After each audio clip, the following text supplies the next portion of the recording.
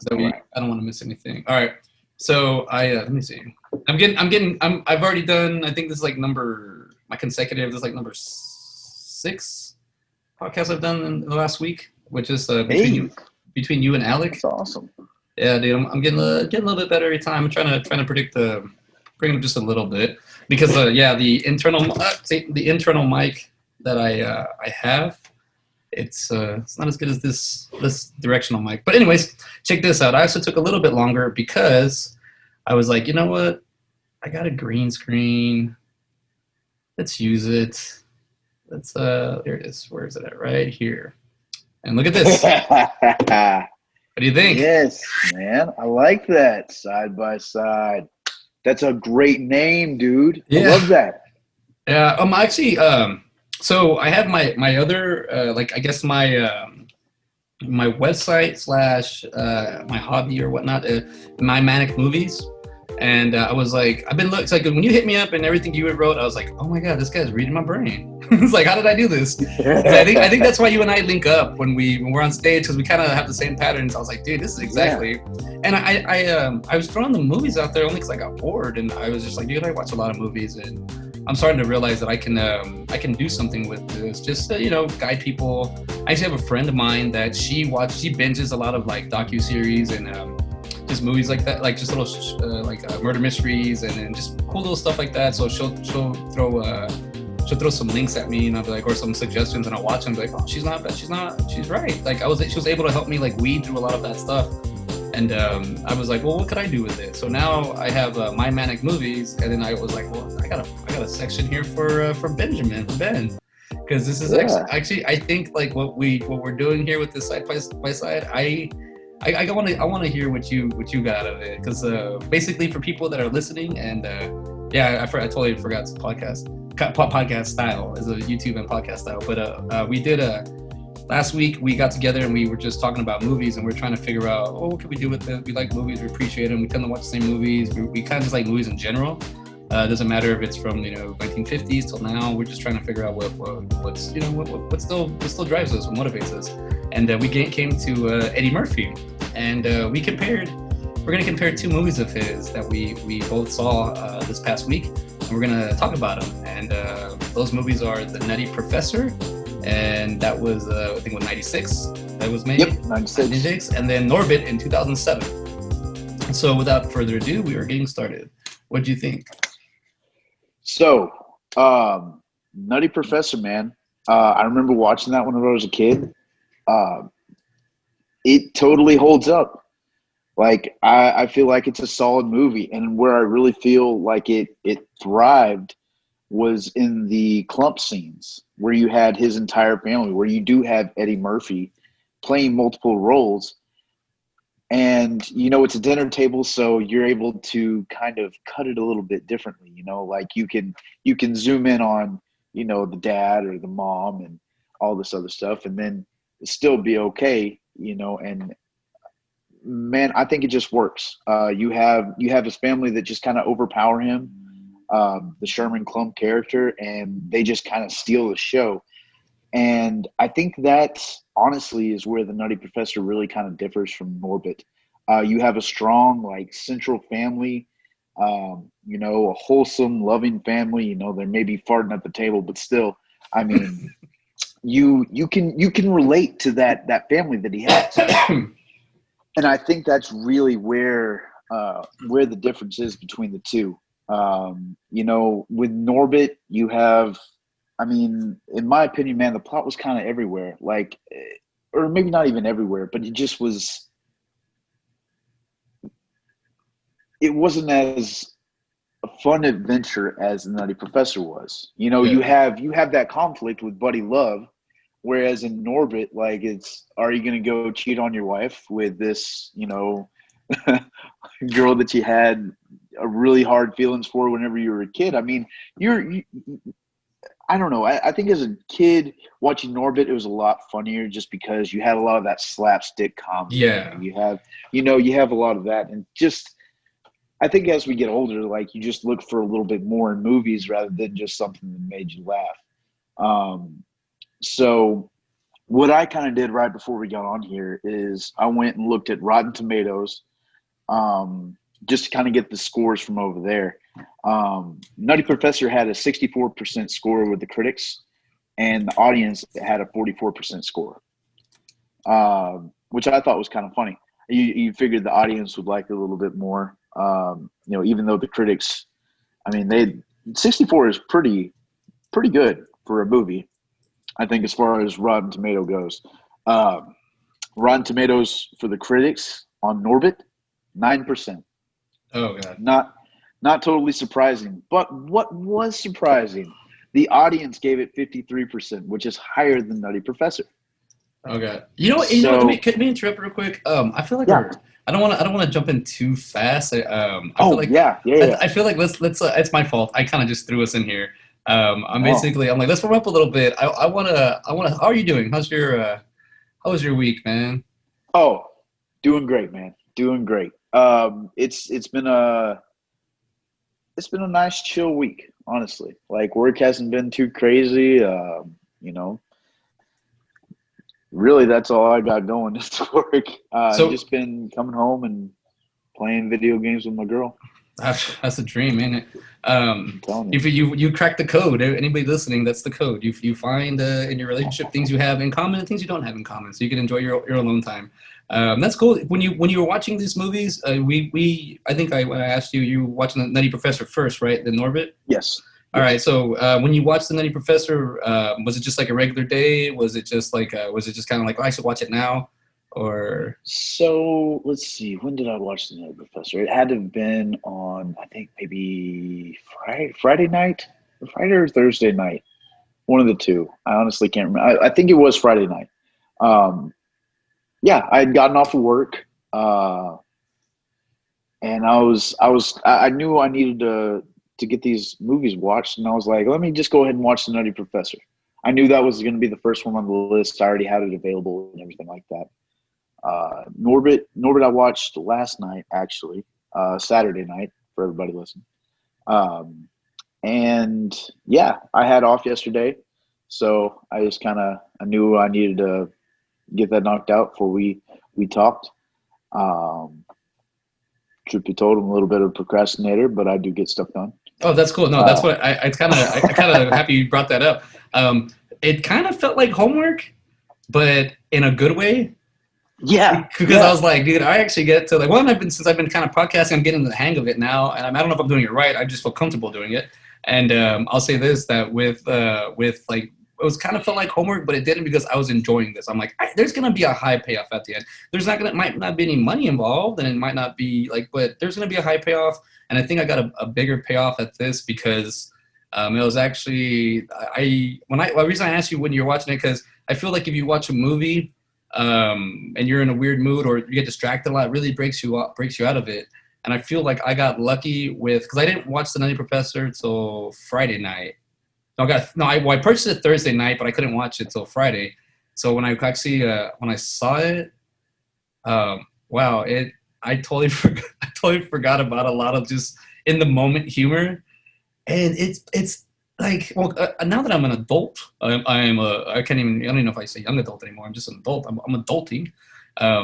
I'll say that my mind is different now, and the way I see things, and is being a father, and you're trying to, all right, let me see. And that's another reason why I really like to watch. I want to kind of get movies out, because I want people that don't really have the time to watch a movie, or they don't really want to invest it. Some people don't want to watch a lot. I watch everything my son watches. I'm not going to let him watch something that I haven't seen. Even the kid cartoons, I watch everything. I'm a cartoonist, or not cartoonist, but animator. But anyways, I was when I was watching it, I just started I got to sit down and just focus on the movie, and I kind of got too deep into it. The scene, because not even like when Chappelle came out, that part, I was like I was losing it. Yeah. I was like, oh my God, he got me. He's getting me because he's playing a slapstick character of a comedian, and he's a professional comedian.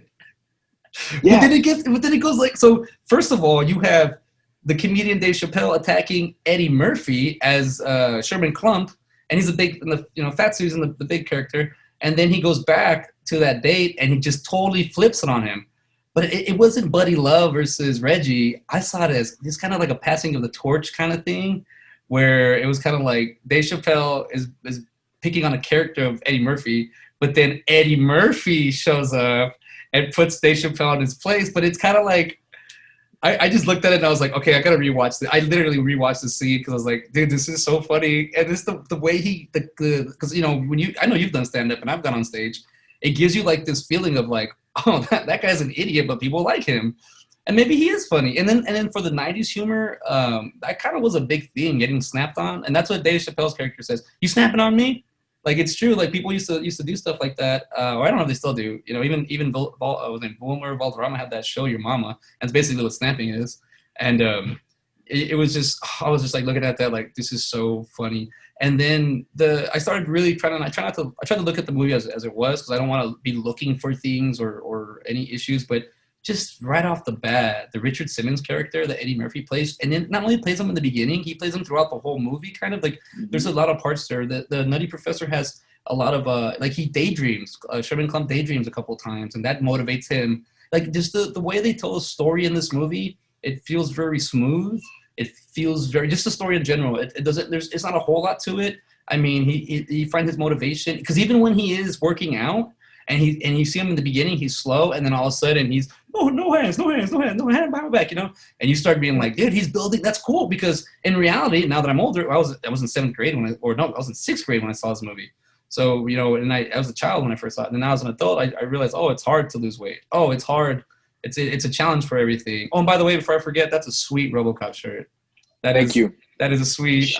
Shout out to Loot Crate. Maybe we'll get a sponsor one day. Dude, I'll put that in there. Dude, that is awesome. That is nice. As a designer, I keep looking at that. I was like, I should compliment him before I forget. Yeah. But yeah. Sorry, he's wearing a badass RoboCop t-shirt.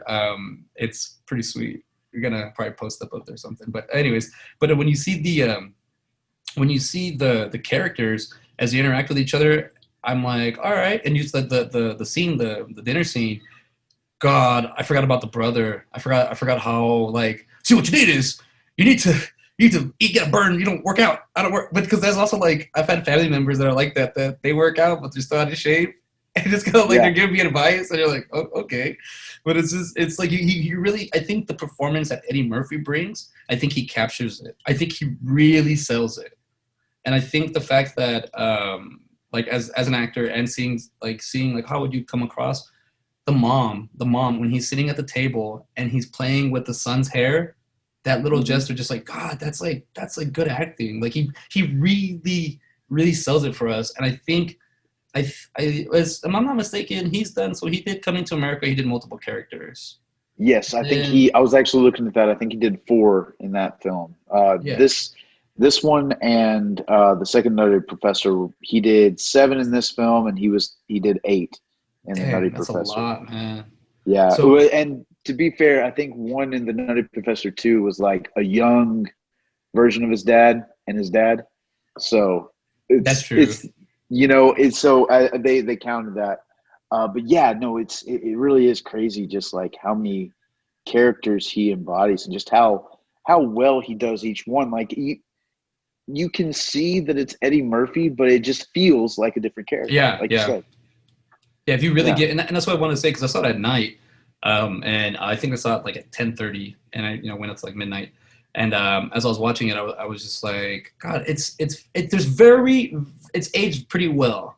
There's some scenes that there's some little the CGI parts that kind of go off a little bit, but it's not bad. It's not bad at all, and I think just the Dave Chappelle part again, like just like it has these little layers. It's Fatzilla. Like it's just like God, like that part, like there's just little characters. So the way I watch the movie, it's kind of like you're in the Nutty Professor movie, but then like you get these little stories that they're still part of it. But it just takes you takes you on a little journey, and it gives you another angle of like I said, motivation and inspiration for the character. But for you get to see the development of the character, and you get to see him change, and it's just one person portraying 7 to 8 people. That's tough. And then to have a production, like a multi-million-dollar production company on you, and you have to wake up for early to have 4 or 5 or 7 hours of prosthetics. That's a lot. That's a lot to do. I don't know how long it took them to do that scene, But as a filmmaker myself, and if I had to do that scene, like it would be the way they did it. Because now CGI would help you out, but I don't think I have that much experience. So I'd be able to play it off. I'd do more of a in the camera shooting like they did, because they do give you that sense. Oh, that's what I want to say. They did have some stand-ins, and to Yeah. like in the back of the head and whatnot, and that helps create the scene. But it's kind of funny because it's not even the back of the head is not Eddie Murphy, and it doesn't feel like it because it really your eyes are engaged to him. You're not looking at the other character. If it's not his eyes, it's not going. Jada Pinkett Smith, I was like, wow. I remember her being like just sticking out in this movie. I remember her just like, wow, she's beautiful. I was like, that's cool. But then her character is very she's a smart, not ditzy girl. I like that. It was more like she was more attracted to Sherman about his intelligence, not just his looks. When Buddy Love comes in, he has. Oh, I honestly think I might have maybe been making this up, but I feel like he was eating so much and he was moving around so much because I think there might have been a scientific thing to it where Sherman has a lot of energy because he eats a lot and he's big. So when he gets small, I feel like he still has to burn off that energy. So the whole scene, the whole montage, I'm so excited. It's just like I just feel like he has to keep moving, and all that food he eats like 6 ribeyes or steaks, and So it's just like, okay, so now that gets me thinking like that to be that character, the hey, buddy love him, buddy, but like he just has. So I'm thinking that's the angle. When I first saw it, I was like, oh, it's just an alter ego. But now when you see the performance, I'm like, man, he really separates yourself. You really feel like Sherman Klump is an actual person. Like you feel like it's an actual person. And to me, I was like, so is Buddy Love. Like it's like it is an alter ego, but it's like honestly, man, I forgot. It just almost seems like Buddy Love is a little bit more rude, and the best way to put it, like in just the simplest terms, like he just there's something different from him and Sherman. Like it's not just a physical thing. It's the mental thing as well. Like just how he acts and how I just don't see Sherman. You don't. Well, and like I said, I just don't feel like you would change personality-wise like that just so fast. I think just because you lose a lot of weight. I think, but I have I've noticed this, and that's just because I guess I might be older. And I noticed once you graduate high school, some people gain weight, some people lose weight. I did notice with my friends that, or the people I was close with that did lose a lot of weight, they did get at a younger age. You do get a little overconfident, and I'm not saying everybody, but I'm saying that I think that's the angle they use for Buddy Love was the overconfidence that comes off as arrogance because he literally lost, 300-400 pounds overnight. So if you were to lose that like in 4 or 5 years, you would have more of a humbleness to you, where you feel like I had to put the time in. And I feel that they really captured that, like, look at me, it's a miracle crew. I don't need that. I think maybe that's what I gathered from it. Yeah. I gathered that he just had all this confidence, all this energy. I mean, we haven't even talked about the actual movie as in like the graphics and the ways they shock. I mean, he goes, I can see my dick. I can see like that part. I was like, oh, I forgot about that. Like, and then the beginning part too with the gerbils or the guinea pigs and that goes in the pants. As soon as I remembered that, and I go, hey, that girl gets excited. And I realized I was like, wait a minute, this movie, it has a couple scenes that are kind of like not bad, but they're just they wouldn't be made now. But back then was like they're PG-13 scenes, but they're funny. Like I don't know why you would take them out or anything, but that kind of movie. I think the fact that I'm also finding out what movies that I love or movies that I saw when I was younger, they do have a nostalgia factor with me. So I have to kind of remove that, but man, it is hard. Also just the fact that the Nutty Professor is just like, it's a simple story. There's not much to it. It's basically Eddie Murphy being all those characters and how they interact with each other for a short amount of time and how they influence him. It feels like that movie was in that timeline of the movie was like a week. And then, you have the Larry Miller character, the dean, so to speak, that's on his ass. And the stereotype of Larry Miller is funny like that. Yeah. Like he's the dad in 10 Things I Hate About You. Like he's got like a firm, even in like Aqua Teen Hunger Force, he comes out and he's like selling like hair or something. And he even says, I play stern fathers figures in movies. Like it's like the authority figure, but even that character. So it really helps it really helps Eddie Murphy really know how to, I feel like, to go somewhere like, I gotta be the opposite of this guy. Because even with the two comedians, he's mocking Dave Chappelle, going like if you did that at a stand-up, like you'd have to be able to steal the audience from the comedian. And the fact that you see the comedian how powerful he is with just using little jokes, and then Eddie Murphy calls him out of it the second time, and it just deflates him. And then the stupid ass takes his hat off and goes, "Oh shit, Locks!" like like it's just like he's like, "Oh, you don't know, I know how to kick your ass." Like, see, I like the dialogue in the movie. I like the way a lot of the stuff they talk about. I like the way they like there's not like to say no consequence, but the flow of the randomness of the movie. I think that's what helps me out. I also think that the quality is really high in this movie. The quality is really nice. Man, it's even the part where the TA or the student, he's at the screen, and he looks down and he sees Professor Clump credit card, and he's like, "What? That's not Professor Clump, that guy." And he runs after him and gets stuck in the car. Like, even that scene, that's like, it's just a little scene, but that's how they segue the character into the new part of the story. And then that's how they try to figure it out, and you start finding out the problems, and they can't sustain the two lives together, and ultimately making the right decision. And it works out for him. But the way you go through the journey and the way you see it, I like it. I think it's just Eddie Murphy. I want to say Coming to America, he was able to be Eddie Murphy in that, and I think he did it again this time. And I think that's why, because if I'm not mistaken, Coming to America is like, I want to butcher, like 1988 or something, 87. So it's about 10 years, something like that. So 10 years later. So he's had a little bit of practice. But yeah, I think all in all, just being able to show individualism in paying so many characters on screen, it shows a lot, and I like it. I think I can say a lot. I like it. But. Yeah. Oh, yeah. No, I'm right there with you, man. I thoroughly enjoyed this movie. Like, I had forgotten just how fun it was. Like, it was a fun ride getting to where he started to where he ended. And like I said, I thoroughly enjoyed it. I laughed so hard during that comedy scene. Like, whenever I was younger and actually saw this movie, like, I'm sure a lot of that stuff went right over my head, But yeah, it was fun seeing Dave Chappelle, like you said, like he was handing off a torch to him, man. And like you said, man, you just mentioned he got to play himself in that point in time. Like, that was Eddie Murphy, like, roasting Dave Chappelle's character, and it was fantastic. It was fantastic. Yeah, I thought that part was just like, when I started looking at it, I started looking deep into it. Like, that is what's going on here. I mean, I don't know if they planned that, but I just felt like that's what I was able to catch on to. And I thought that was just like, I thought, I don't know, it's just so funny because we see what Chappelle became, the god comedian that he became.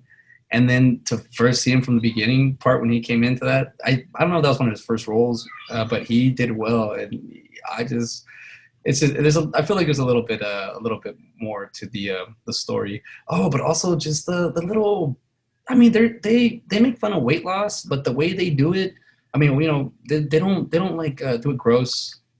They don't really make fun of it. They kind of just show you, like, he gets on top of Jada Pinkett Smith and she falls in the sand, but it's a dream, so that helps him motivated. Even when he farts and they light it on fire, it blows up. His dad's proud of him. Yeah. That's like the only time you see it. That's my boy. It's like, wow. Like, you start like that. Your dad, it gets your environment you were raised, but you're still able to do it. So you kind of root for Sherman, and you kind of get to that point, because I think when I was younger, I was waiting to see the Eddie Murphy Buddy Love character. And you get to see that energy. And now that I'm older, I'm more rooting for Sherman. Like, I'm like, nah, yeah. I want him. I guess you get that more, like, all right, how does he? And it's cool because it doesn't ever, it's more Sherman Clump throughout the whole journey. And then just a little bit of Buddy Love sprinkled in there. And I like that because that makes it, because that's actually the way Eddie Murphy looks. And he's not stealing the scene. He's not stealing the scene from himself. That's how freaking insane this is. Like he's not. He knows. I don't know if he knows or if he's doing it. Maybe I feel like sometimes people just go with it and it works out, and some people know, but he's trying not to steal the scene from himself. Like think about that. That's kind of like It's pretty crazy. that's another level. That's some level stuff there. Like, oh, who outperformed you? Me, my other guy that I created. He's way better than this other guy I created, and I can't help it. Like he's that good, and yeah. I mean, I'm looking at it right here. I'm not a big Rotten Tomato guy. I try not to get too much influence on movies through other people's because you have to go through it. I think anything in general. I don't really like asking questions. I just go and do it. They don't ask my questions. Be like, okay, I didn't get it. But Rotten Tomato gave it. So what is the 64% tomato meter? I think that's just critics. So critics coming in like Hollywood Reporter, So Vanity Fair, I'm stuff like definitely that. not gonna like that. The one on the left number is not good for me. So it's from the right, the 44% audience score. I'll go by that because even what is this user rating 602,000? Is that how many people voted? I mean, I'm fairly certain. Yeah. Honestly, normally what I do is I'm on IMDb, and I think it's different from Rotten Tomatoes. I think it's like metric score or something like that. I'm not entirely too sure, but that's normally where I'm kind of. I just wanted to kind of get an idea of where people's thoughts were on each movie. Yeah. Just kind of outside of our own. But yeah, no, that's. I do kind of like looking at that, honestly. Like, not necessarily before I see a movie, but I do look like knowing where other people think the movie is. That's true. I don't mind. You guess you're right. I'll say this. I don't let it influence me, but I like to know. Same. I don't let it decide my decision one way or another, but I will let it know. And you know what? I will say that I'm happy that was it the IMDb? I forgot international. It's oh gosh. Yeah, database. I know the DB, but I remember Internet Movie Database. There you go. I remember like 2004, 2005. I was just sitting down like, I wish there was a website and then I didn't think like, why don't you just make your own one? But at the same time, like I was just super young. But once it was happening, I was on here. And I never realized that it's so functional. Like it has a lot to offer. So I was like, oh, this is pretty cool. And I just noticed you have this area in here in IMDb that talks about that it won an Oscar. Nutty Professor won an Oscar in 1997. Whoa! I did not. I see. I was looking. I looked at that all day. What I like looking at, honestly, at IMDb is the trivia of each movie. I think that is the most interesting part of true. each one, and like the goofs and stuff like that. Like I don't know why, but I really like looking at that in movies. Well, it makes sense because guess who? I don't know if you know this guy, but guess who made the prosthetics for that movie? None other than Rick Baker. This guy has done a lot of movies. I mean, just on the IMDb page alone, he's done Men in Black, Planet of the Apes, Wolfman, and that's recently. He's done a lot of stuff from the 80s. I don't even believe the 70s too. What is he? Aliens, I believe he did. What did he do? Oh wow! What did he do? No, he did a lot. Let's see. He did a lot of stuff. I mean, well, no, I think Stan Winston did that one. I don't know. I gotta get my guys. I gotta get my guys cleaned up. I need to work and educate myself on this. I'm sorry, people. I will work. I will work on this. See, this is why I think we are going to make a great team because see, what I look at is the directors and the writers. I think that whenever I look at a movie, man, and I'm like, okay, so why did it go this way, or what was kind of the influence here? So I'm probably gonna butcher this name, but I think it's Tom Shadyac. Probably is how you say it. Like I said, I'm not entirely too sure, but just some other notable mentions on his directorial list. All right, Ace Ventura, Pet Detective. All right, the first one, not the second. Liar Liar. You also have Patch Adams. All right. And Bruce Almighty. Yeah. Okay, so you can kind of see where there's a pattern there. He was a producer on 8 Simple Rules. He produced the Accepted. Yeah. Let's see. Yeah, you're right. Yeah. So I think that's really cool. I know we're kind of on Nutty Professor, and like I said, this is our first go around. So do you want me to kind of just wait till we get to the Norbit to go on? Dude, we are improv actors. We take it as we go. So, whatever, make it up. We'll go into Norbit. I'm just gonna say before you get started, I think you're gonna see my opinion on it, and you're gonna be like scratch your head a little bit, but go for it. Hey, man, that's why we're here, honestly. So the director is Brian Robbins on Norbit. Some other notable movies that he directed: Varsity Blues, Beautiful. I love it. That's yes. Good Burger. Good. Yeah. All right. And here is something that is kind of interesting. This is the reason I wrote these two down is because of the sheer fact it's Meet Dave and I A have not Thousand seen that one. Words. We talked about Okay. those. Yeah, exactly, man. And we mentioned those, and like I said, both Eddie Murphy movies. So I think that's interesting. You know, whenever I kind of look at this stuff too, I wonder, did they have like a 3-movie deal or something like that Yeah, with you gotta these look into two that. people? You know, and that's what kind of that's where my brain goes. But also, um, writers of Norbit were Eddie Murphy and Charlie Murphy. Charlie Murphy. I just saw that. Um, which it almost kind of makes sense that that would happen. You know, they're just writing. You would think another movie that Eddie Murphy wrote was Harlem Nights. He also directed that, and honestly, man, I thoroughly enjoyed that movie. It did not get the best praise from critics or Harlem Nights. anything like that. Yeah, Yeah, it was not critically acclaimed at all. I would not even like put it past a critic to even know what a great movie is. That's a great movie. True.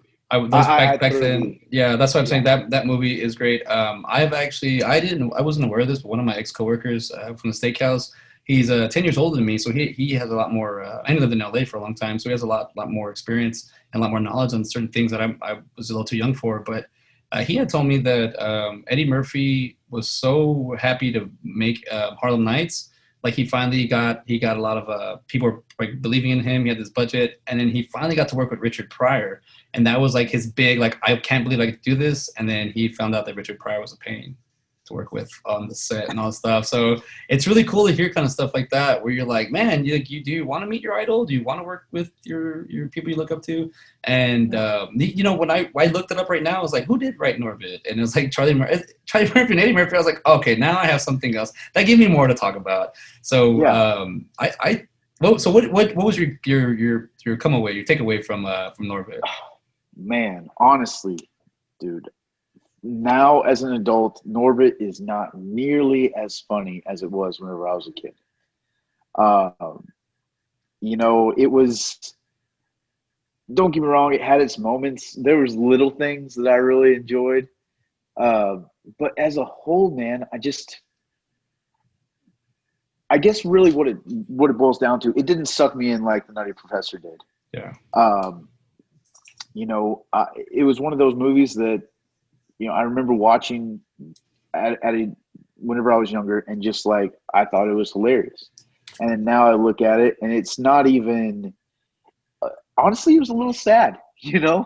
I think there could have been maybe tweaks in that department to where, it wasn't just like, oh, he got dropped off in an orphanage, and then he lost his best friend, and then he married this terrible woman, and then now he's getting cheated on in this relationship with this terrible woman. And it just kind of,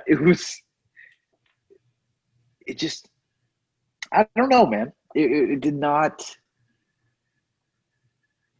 it wasn't hitting the notes that I was wanting to, honestly. Like I said, funny scenes. I think there was a lot of humor in there, but it just wasn't in a nice fluid motion, I Yeah. guess is the best way to put it. It just wasn't. It had all the elements there. It just, in my opinion, just wasn't put together. The pieces weren't in the right places I get you. for me. Yeah. Don't get me wrong, man. Like I said, it's a movie that you can't help. Like, how you doing? Like, Dude, how you doing? It's gonna be something that you quote. It's one of those, man. Like, another thing that kind of caught my attention was the music in it, man. Like, it had Chain Hang Yes. Low and Yes. stuff like Yes. that too. That was like, I don't know, man. I feel like that really just puts it in a specific era, and it just almost kind of confines. Whereas the Nutty Professor was like an orchestra. Like, I feel like that in a movie really kind of helps. I don't know. Me and music with movies, man, I could go on for a while. I think that music makes a movie, and it makes or breaks how a movie flows, and how you react to the movie. That's why you don't see a lot of big blockbusters having just like regular soundtracks. Like it's actual, an orchestra or something. Yeah, the score really helps. It really does. And thank you, the score. And I think there's something to that. I think I think you're absolutely right. I kind of like that timepiece because it kind of brought me back. My take on Norbit, I let me start off with the. I'll finish with that. I'll say that I laughed a lot. I think, and I'm just gonna say this. I'm only gonna bring this up once. I think it's because the whole what we were talking about, like social media being toxic and being negative, and the whole environment right now, everyone just blah, blah, blah, blah. I think this movie really helped me because it's just stupid. It's just stupid fun. I laughed my ass off. And also because now that I'm almost 40, in 4 years. But anyways, like I'm older, so I have my kid, and I think about the Respucia character because I once heard someone tell me it shouldn't be called Norbit, it should be called Respucia. It's more about her. But then I was like, as I watched it, I was like, nah, hold on. Let me get in there. She's kind of an antagonist. She's not the main antagonist. She's just a little character in there. She doesn't stick out that much.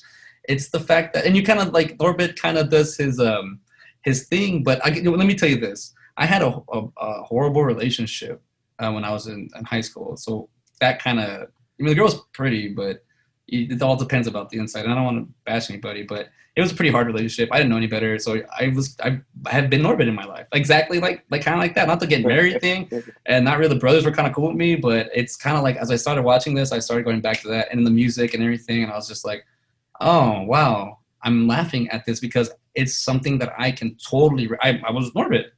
And the fact that you grow up, you become a man, and you grow some cojones, and you start back, and you see what and you're like, hell yeah. So then I started rooting for him. Even though I remember watching the movie at the theater when I left, I was kind of like, why wasn't it ha-ha funny? Why didn't I like pee my pants? It's Eddie Murphy. But now that I'm back and watching it, and now that I'm seeing him, one thing I took away from this movie, I think, and I didn't even know that they wrote it till I looked it up while we were waiting. I just kind of put it up, and I was like, oh crap, I just noticed Eddie Murphy wrote this. Now that we watched it, one, it's a lot of stereotypes. I think a lot of people will get offended at the stereotypes, but if you look past that, there's a bunch of gems there. There's a lot of, I think what they're trying to show you is how they've advanced in technology from 96 to 97, because there's a lot of scenes in there where they interact, and they're crossing, they're hitting, they're touching. So a lot of scenes like that. In the Nutty Professor, there are more still shots because of technology, they're limited.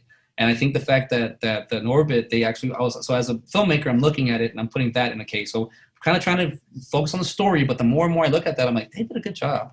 And all the little stupid things, like the getting on the slide, driving and hitting the car, hitting the dog. Yeah. The end, everybody stands up to his future. The guy has the pizza pallet, the old lady with swinging the pots. Like, it's just stupid. And you're like, well, I think people taking everything too serious these days. I think everybody has to be strong and independent, and everybody's forced, but no one knows really how to. But when you watch something silly and you watch something that's goofy, it's funny. Like, it doesn't have to make sense. And this is actually a story.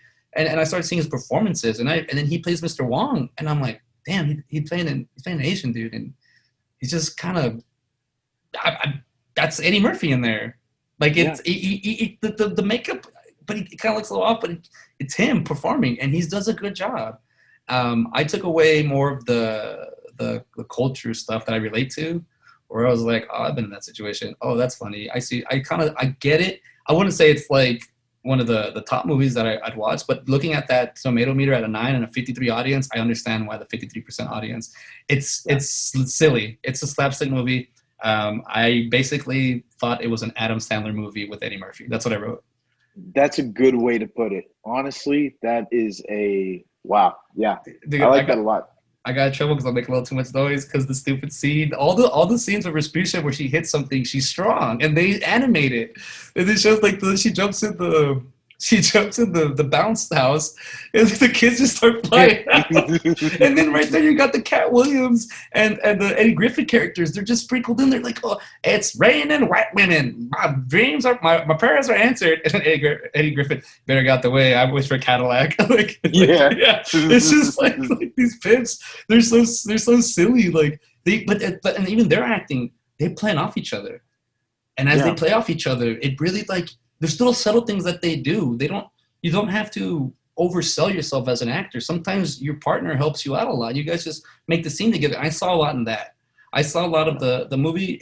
It's aged pretty well too. It's already, it's pretty, was it 13 years old? So I'll say that it's aged pretty well, not as bad as it should have aged. It's aged pretty good. I think that the more I'm becoming a better filmmaker, or more understanding the process of filmmaking, I'd rather say that. Understanding that, I start to see where Eddie Murphy can be in his career by then. 2007, he already been 20 years, 20 plus years. Yeah. So I can see him really being like, let's try something new. Let's do something else. And this is totally stretching. This is totally out the box. Critics, as we're finding out, who are these critics? That's why I prefer to listen to you. I prefer to listen to what you have to say about something. Your opinion means more to me than anybody that I read online. If I were to meet somebody and they were just like, agree with me, great. If I meet somebody and they don't agree with me, great. I like that. But it's cool that we get to discuss this. I think that Norbit it's a little over people's heads. If you like, you don't mess with the Zohan, it falls under that umbrella. It's exactly a version of, and I think Don't Mess with the Zohan came out. You Don't Mess with the Zohan came out in like 2007 as well. And I think, because even the same thing, when I walked out of that movie, I was like, I did not like that movie. It was supposed to be ha funny.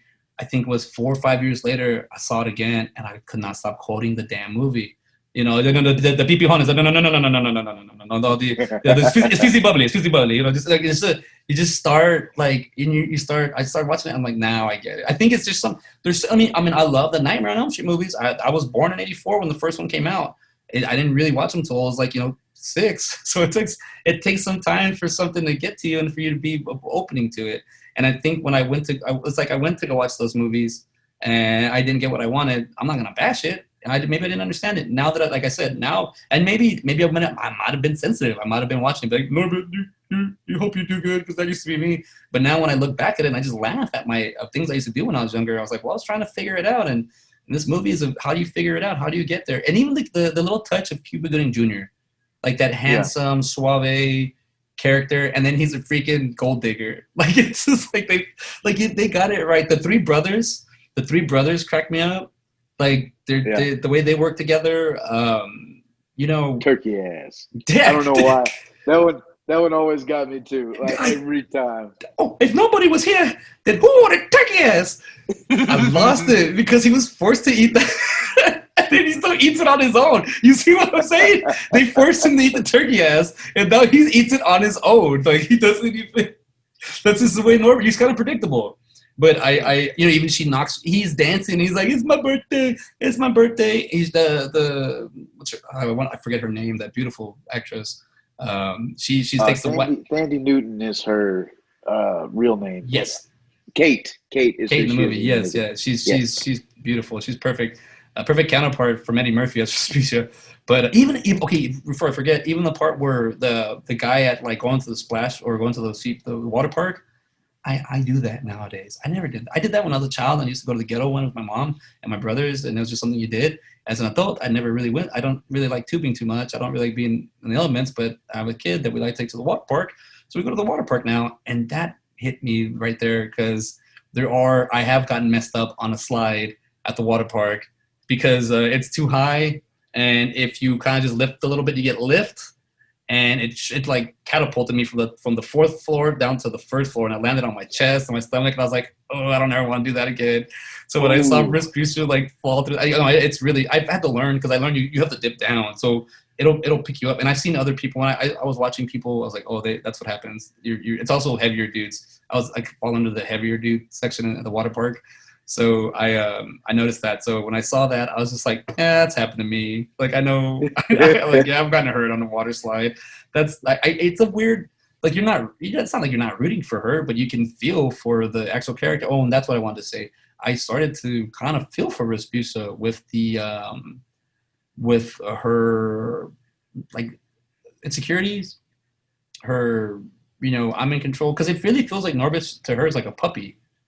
Yeah. Every time, I don't know if they had that. I haven't done any information outside the movie, but every time that she goes to the car, he's in there like a little dog, and then she complains about the car seat being too big, and he's just like, well, maybe it's the car, and I think that's, I started getting a little bit like, because even if you ever gotten jealous in a relationship, you can kind of see that. I think they capitalized that really well. I think the fact that, it's funny, I can't even see myself, so I don't know what I'm doing. There we go. I think the fact that they were able to kind of horn in on that. Now, side by side, comparing the movies, what do you think? Side by side, oh man. So, like you said, I think that there was a lot of wanting to kind of progress this prosthetic, thing they had going on with the Nutty Professor, and just kind of see what limits they could push there. Golly, man. Okay, so are we picking one or the other? Is that what we're doing side by Um, side, or I just called it side by side because we basically are comparing two movies. I didn't want yeah, to call it compare. I was like, yeah, side by side. I think there might be something else out there. This is just our second meet. So, but I'll say, I was just thinking, like, when you're watching the movies next to each other, do they hold up? Are they Eddie Murphy movies at that? Do you go in, like, would you recommend it to somebody? Like, if I were to recommend Nutty Professor, I wouldn't say anything. I would just say you should watch the Nutty. Do you like Eddie Murphy? Yeah, watch it. Watch the Nutty Professor. okay, If I had to tell somebody, hey, do you want to watch Norbit? Okay, if you're gonna watch Norbit, you're gonna have to have this mind hat. I don't want you to think, yeah, because also I'm totally, any movie I watch, I'm watching to the end. I don't care how bad it is. I gotta learn. But I have that mindset. I don't want to have to tell somebody, like, I don't want to tell somebody, like, watch this one. They're like, that was a horrible movie. So that's the big difference. okay, I would say Nutty Professor to recommend. I just say it's Eddie Murphy movie, playing multiple characters. Watch it. And there's other one, yeah, Norbit. I would say watch it, but you have to kind of fall into the world. If you can't fall into that world, or you don't have that mindset, don't be bad, don't be mad, don't be sad. Just kind of see if you can kind of get the slapstick humor of it. But yeah. I like the deeper level of it. You know, and honestly, man, like it's funny that you kind of mentioned all the things that you really enjoyed about Norbit. I think whenever I was watching it this last time, I might have had just a little bit of a negative bias there, honestly, and just kind of I was almost.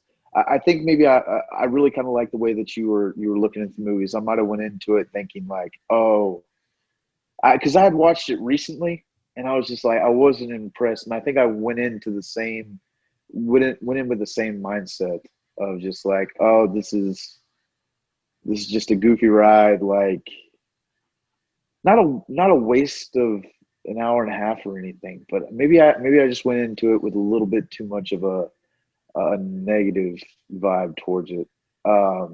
Because what's funny is whenever you mention these things, like I kind of look back on it fondly. Um, yeah, huh?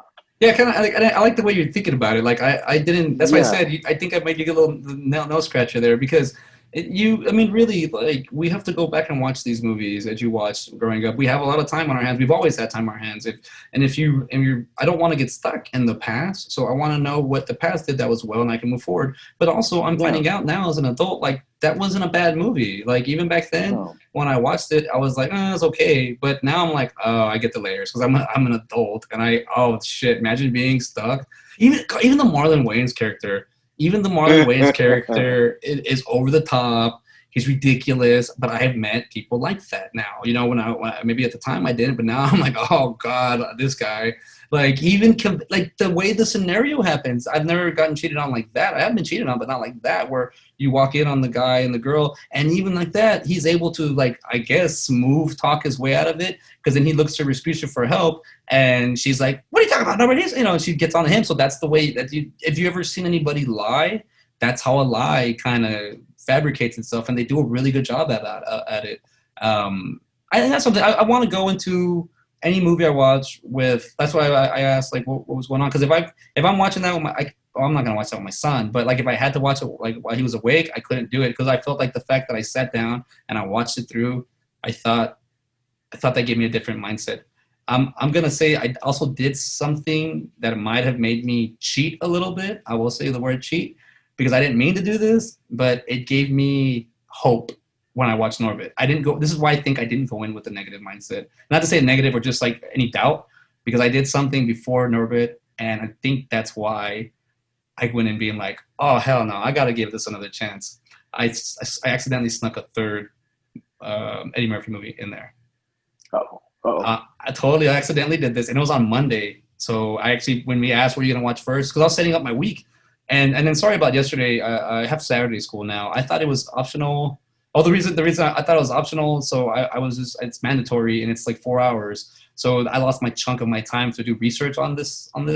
So I was kind of like, you know what? I'm just gonna watch the movies, and that's it. I'm gonna talk to Benjamin about them. Or are we calling you Benjamin or Ben? I need to. I'm Ben. We'll go with Ben, man. It's shorter. So I don't want you to waste too much breath, man. Well, I'm like, well, I want to make sure I get it right out there. So I'll put it back with. You want me to put side by side with Ben and CJ, or with just Benjamin? Yeah. Okay, I'll do that. I'll switch that one. I'll switch that. So as of right now, it's Benjamin, but we're switching over to Ben for next time. But we'll be Benjamin today. We'll be formal as hell today. Yeah. So I saw a movie on Disney Plus because my son putting something on for him, and I was like, I like mixing it up. I don't like putting YouTube on for my son because one, it's too uncontrolled, and there's those ads. I don't want to pay for take them off, but I feel like if I put a 30-minute movie on or episode on, or an hour and a half movie or 2-hour movie, I know the movie. I know stories, so I know that okay, this is the halfway part. This is the beginning of the second act. So I know that there's time. I know the movie's over. Hey, he's been watching it for a little bit. 10 minutes, 20, whatever time I put him on there. I know the movie's gonna end. But like YouTube just goes. Like you don't know how long the videos are. You don't. So I'm not saying I don't promote it. I just don't let him watch it. Or at least unattended. But I put on Dr. Dolittle. Oh. I put it on, and then I had to turn it off because I was like, well, no, it's on Disney Plus, but I think this might be Eddie Murphy's last really good performance before Disney. I think because Norbit is not a Disney movie, but he got to do those Disney movies, we'll talk about that, but we talked about it last time. We'll talk about it again, but I was watching Dr. Dolittle, and I'm actually I'm gonna purchase it. I put it in my bin. I'm buying it soon. They only have the 1 and 2, so I'm getting both of them. I mean, he says ass a lot. It's like it's Eddie Murphy, but it's like him being a dad Eddie Murphy, but it's him, and then his character change. He goes from being a doctor to basically a veterinarian because he can speak to animals. But the fact that it's I don't know, just there's certain things like the lady that gets, I don't know if you remember it, there's this old lady that gets shellfish. And like she's like sitting in the bathroom. Yeah. Yeah, she gets all swollen up. So it also shows you how like it shows you about the characters and whatnot. But I mean, it has Norm Macdonald, Chris Rock, like it has a lot of characters. I mean, Ellen's in it, she plays like the dog in the beginning. She plays his best friend. So like a lot of the movies. Albert. It's not Albert Finney that plays the tiger. It's who is it? Albert Brooks. Albert Brooks. Thank you. The father of Nemo. I was like, wow, This guy's been getting voice work for a while, Yeah. So I looked at, I was just like, dude, this movie, I mean, it's got so many, I don't have it in front of me. I need to put it up real quick, but just watching it and then feeling that feeling of like, oh man, like this is like I put it in my Amazon. I put it in my cart, but when I looked it up, the first one that popped up was I'm a big RDJ fan, Robert Downey Jr. So when I saw that one, I was like, hey, maybe we could talk about this, compare it side by side here. But I gotta say the Nutty Professor, the Dr. Dolittle really, it's 1998, so it's 2 years after he did the Nutty Professor, but he's got range, and the way his character is on this movie. Let me see real quick. Where was I gonna look up? Okay, the actors. I mean Oliver Platt's in it. Peter Boyle. This other character, he's a character actor, Richard Skiff. Jeffrey Tambor, Yeah. Simone, Raven Simone. Like it's got some actors in it that you're like, okay, they work well together. They do good. And I just saw the story. Norm Macdonald's in it. Like Norm Macdonald plays Yeah. a dog. And it's cool because they let Norm Macdonald kind of play Norm Macdonald. Like Hmm. and that's when you as you see more Norm Macdonald as he's older, he really doesn't.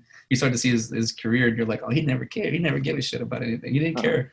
And now he's over there like what's up? Oh, nothing. I was just gonna say that thermometer scene in Doctor Doolittle, where he's like, "Oh, it's gone." Like that. I remember that distinctly. And then Chris Rock's guinea pig, man. Like, I'm not your mama. Like at the very end, like that was That's right. That's right. The alligator goes. yeah. And then oh man, like what was he singing?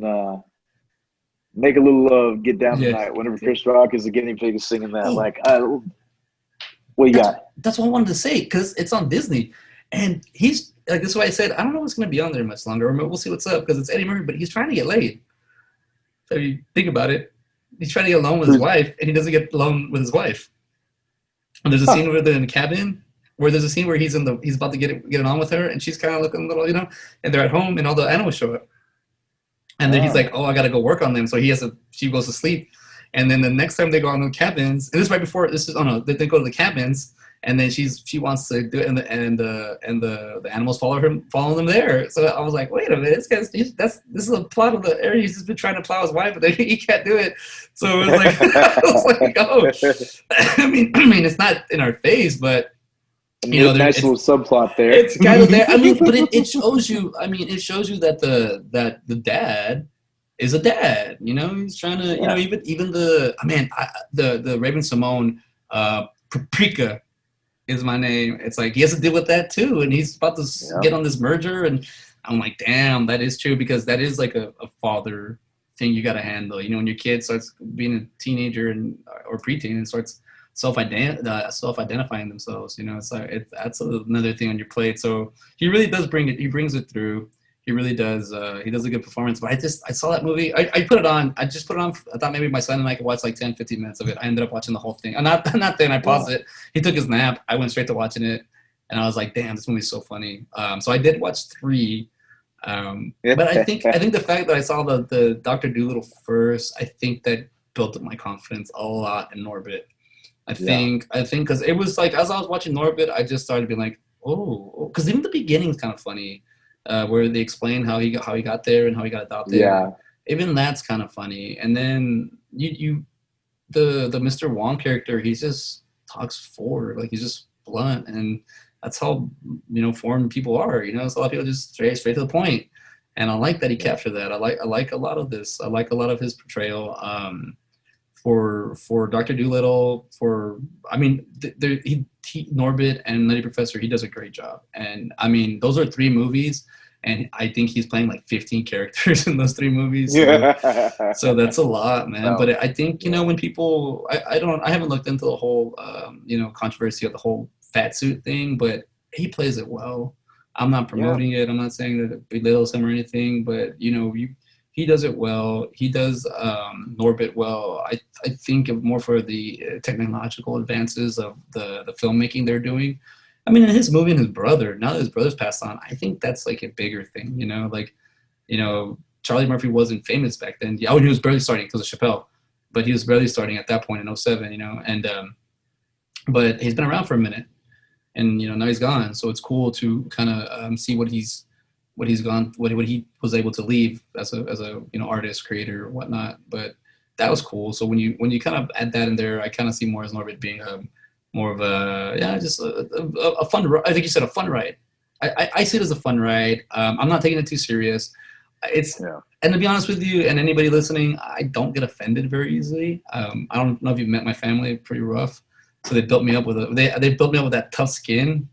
They still do. They still hook me up with it. So, but I watched the movie the whole time, and I was just like, wow, this is kind of. I can relate to it, but I don't have to get too deep into it. But I just think it's just funny. I think a lot of the movies are funny that we've been these 3 movies alone. I haven't seen the new the new Dr. Dolittle, but I'm willing to watch it. Willing to see, Yeah. compare them now and do something. But I don't, you know, I think our process for this is just whatever we want to talk about, whatever movies if I put side by side, but if we watch 10 movies and want to talk about all 10, let's do it. I Why think not? exactly. I think just learning, you can learn from Eddie Murphy and just watching him on stage. I mean, on screen, and you really get to see him because there's the one thing. Oh, Jada Pinkett Smith character when Reggie Dave Chappelle character is making fun of Sherman Klump.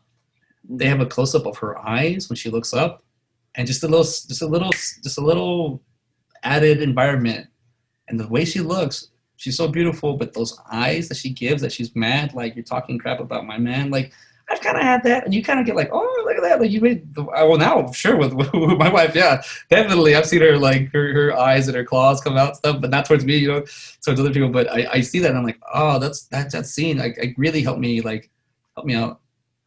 And she did a really good job acting there too, because as soon as Dave Chappelle kind of brings her into the jokes as well, she just really, you see her kind of do this and just kind of hide up and kind of tense up too.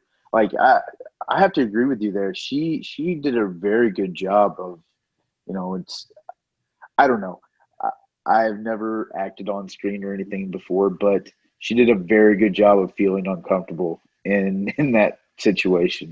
Yeah, she sells it. Uh, she really does. And what I thought was kind of crazy, and this may just be me, I think Jada Pinkett Smith looks almost younger now than she does in that role. She looks fantastic. Yeah. I mean, she has aged beautifully.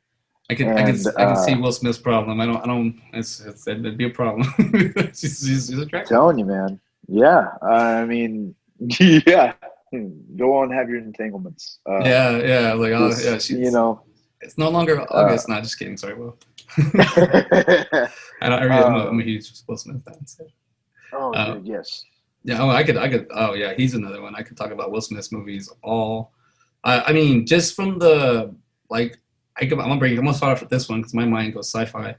Just with iRobot, like Independence Day was what I was thinking. No, oh no, I mean, I actually got lucky. I got to see Independence Day and Eraser on the same day because with my dad too, of all people. We got to see them, and our theater was moving from the 3 to the Cinema 3 to the 8. So they shut down the movies for the summer. So we drive down to the local city, one the hour away that has the Uvalde that has the cinema. Well, they think they had like a Cinema 4 too. But we went, and I remember I told my dad, I was like, dude, let's just make it a day. Let's go watch let's go watch Independence Day. And then we went to go watch it, and he was kind of like, okay. And then it was like at 6 o'clock or 5 o'clock. So it was early. And then he goes, is that Schwarzenegger? I was like, yeah, it's Eraser. All right, we're staying. He went and got the tickets and we stayed and watched it. So I thought that was kind of cool. But watching Independence Day, and then it watched it on 4th of July, It was a cool movie. I thought the Randy Quaid character is amazing.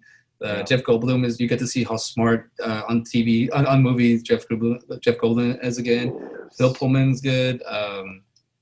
They have a lot of I really I'm not gonna lie, I enjoy his characters in movies like him and Mrs. Doubtfire. Like I love that scene with him and Robin Williams just trying to figure that out.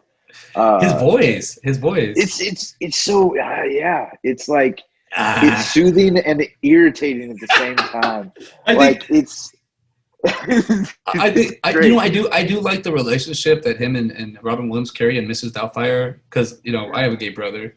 So I like to see other straight and a gay brother interact, and I'm kind of like, I can see how I'm like that. Like he's like, oh, you aged this so well. Take care of this one. She doesn't age well. It's just I actually bought Mrs. Doubtfire, I think last year because I had I was just tired of renting it or it was never available. So I said, I'm buying it, and then I think now I see it all the time for free. But it's one of those, and you gotta have it. Yeah, I think this might how this works, where we'll just kind of figure out what movies we're gonna move on to. I mean, we can still talk about these, but I think it's time for us to see what else we're moving on to because we could pick Eddie Murphy all day. Oh, also I wanted to say about the Nutty Professor. I want to say that two characters I gotta say. The Buddy Love character when he wears the Letterman looking when he first meets Jada Pinkett Smith's character, and Yeah. he's wearing that Letterman looking thing. That's kind of an. I want to say, I'm just saying this because I'm a film guy. That's an homage to Axel Foley from Beverly Hills Cop because he wears that Letterman on the. So Oh. I'm kind of like it's kind of a little bit, and it's kind of he's a little obnoxious. Axel Foley's he's a little obnoxious, but he's actually like he's smart and he's street smart. Yeah. He's a cop smart, so you get that from Axel Foley. But Buddy Love is a fictional character, but you can kind of see a little bit of the smartassness with Axel Foley, where you kind of see the like, okay, I see it. And then what other one was I gonna say? The Respucia character, what was he? She reminded me of. I forgot. It went over my head, but basically like looking at his characters, I was just like, oh, you can kind of. Oh, the Norbit character, the Norbit. He reminded me of Bowfinger when he plays. Oh yes. So he kind of took that character, and it's kind of like kind of gave him a day in the life, but kind of just switched him a little bit.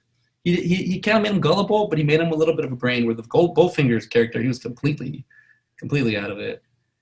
But like that, like see, man, he's got movies, man. I got a lot of Eddie Murphy movies, and I could seriously watch them a lot. But even like with Will Smith, with like I like Hancock. I don't know if people like I that did one. too. You were gonna say something about iRobot before I cut you off. Oh no, I was just gonna say that I can like that movie. I could watch that one. I've got to say the Bridget Moynihan is really good as a scientist. Got a little too beautiful for being a scientist. I think in that era now anybody's a scientist nowadays. Well, look at Jada Pinkett Smith, man. That's true. Look at this. We caught on to something here. I guess I let Jada slide. but even like Shia LaBeouf is in it. You got a young Shia LaBeouf. And that guy's career. I'm planning on doing on my site like homages and just appreciations for actors. You know, it's even like just I don't even want to say being one of the good guys. Just being in Hollywood is just like it's gross. You know, I lived there for a year and I was like, you know, it's got to be hard to go through these movies and do this stuff. Sometimes you got lots of like Shia LaBeouf. You know, when they pick on him for the stuff he did when he was younger, getting his actions. It's like, but now he's like rocking it, man. He's killing it. And then seeing him in iRobot, you can see his performance. You're like, dude, he plays a good little wise ass kid with balls, but he's a little kid. You know, it's like Constantine is another one that he's really good in. But that one, and remember, these are all spoiler alerts. So if you haven't seen any of these movies, these are spoiler alerts. Like, do not come in here with thinking we're not. There's no salary cap here. We go all the way to the roof because we have no salary. I'll say that when he dies in Constantine, and the way that he dies after saving the girl, it really hits you harder because you what's his name, Kramer. You really fall in love with the character because he's just a dumb-witted, but he's willing to help. You know, when I was younger, it reminds me when I just go help out someone with a project or something. I've always been the same height, so I'm kind of either taller or the same height as someone from my hometown. But I was always like, they're like, well, you can read stuff, go in there, and you it's not just like helping someone out, but you got to learn. And I like that constant character because he's just kind of a little eager. He has that eagerness to him. I haven't seen it in a minute. I've seen it a lot, but you know, when it aired on TNT and all that. But I will say that I do like that performance in there. And the Transformers one, I don't like the Transformers movies. I've seen them.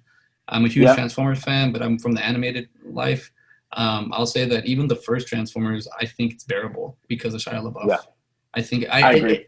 I always wondered what happened to his hand, and when they gets teleported, and apparently they don't show it in the movie, but he broke his hand in real life. With the DWI, he got in a car accident and broke it. So they did that. So once I found that out, I was like, okay, well, that forgives me a little, because I was always thrown off by just little when the continuity breaks a little bit. So you're like, okay, well, that's actually cool. He was going through. I think he's 21 at the time, and he got DWI, and I'm like, well, shit, that's rough, man. I know what that feels like, and he was still able to do a performing job. Like, that's good, you know. And I think the fact that Michael Bay, man, like he's explosions, man. Hey, CJ, man, I hate to keep. I'm going to run to the bathroom real quick if you don't mind. I'm so sorry. I'm not going to pause, though. I'm going to keep talking. So you go for it. You pause it. And we're working this out. We're seeing how long it takes. I don't have to go right now, but I might have to. So we did watch, like I said, I was watching Dr. Dolittle, and I think I have nothing but good things to say about it. Let's see what it is on Rotten Tomato, because I think it is a really, really good movie. Dr. Dolittle. Let's see. Here we go. And they actually put the third one, the second one, and then this one, and there's Doctor Dolittle from 2009, $1 Million Mutts. Yeah, so it kind of went well for a little bit. Oh, not bad. The tomato meter gave it a 42, but I don't care about that. So it got a 34 on the audience score. But out of 873,777 votes, I guess that's how you score this. I need to look a little bit more, but a 34. Well, what then? Wait, what did Norbit get? I think it was a 53 or something. What did we find out? Yeah, 53.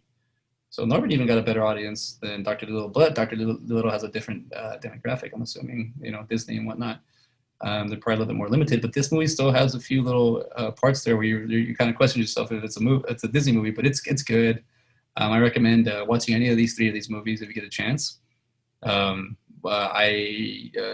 you have Disney Plus, there's Dr. Dolittle. I purchased Norbit, and if you have Stars, you can watch as of 8/30/2020, you can watch Dr. Dolittle. But yeah. And he's back, ladies and gentlemen. Hey, Guy. I was basically just telling him.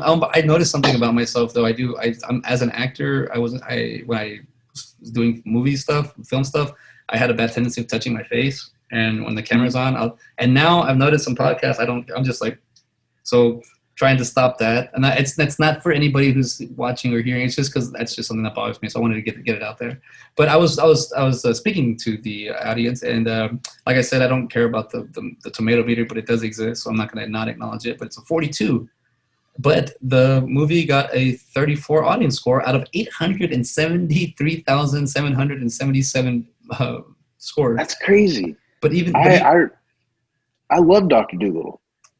But like I was just saying that I think maybe the demographic for the movie was different. It's a different rating. Norbit is obviously able to do more with it. But that even shows you like the critics gave Dr. Dolittle 42 and different time table because there's like 11-year difference. But these critics give it a 9, like Norbit a 9. So it's just like, each preference. Movie. I mean, this has 877 reviews. Norbit has 600. It's a lot. 660. That's a lot of views. Yeah. Nutty Professor stands at 600 as well. 602 with 64. I think what the Nutty Professor reminds me of, and I don't know if it reminds me of Flubber a little bit. Yeah. I mean, it had the same kind of feel for it. It had the same kind of story. It's kind of like, I haven't seen Flubber in a minute, but I do know that when I have seen, it kind of has the same kind of vibe. I'm not gonna say that that they're the same movie, but I'll say that it kind of like when I watch it, I get the kind of same feeling. Kind of like if you're eating steak and one's a sirloin and one's a ribeye. It's still steak, but it's two different kind of cuts. Yeah. But I feel like it's in the same. If that makes any sense to anybody, people are like, "Oh, this idiot."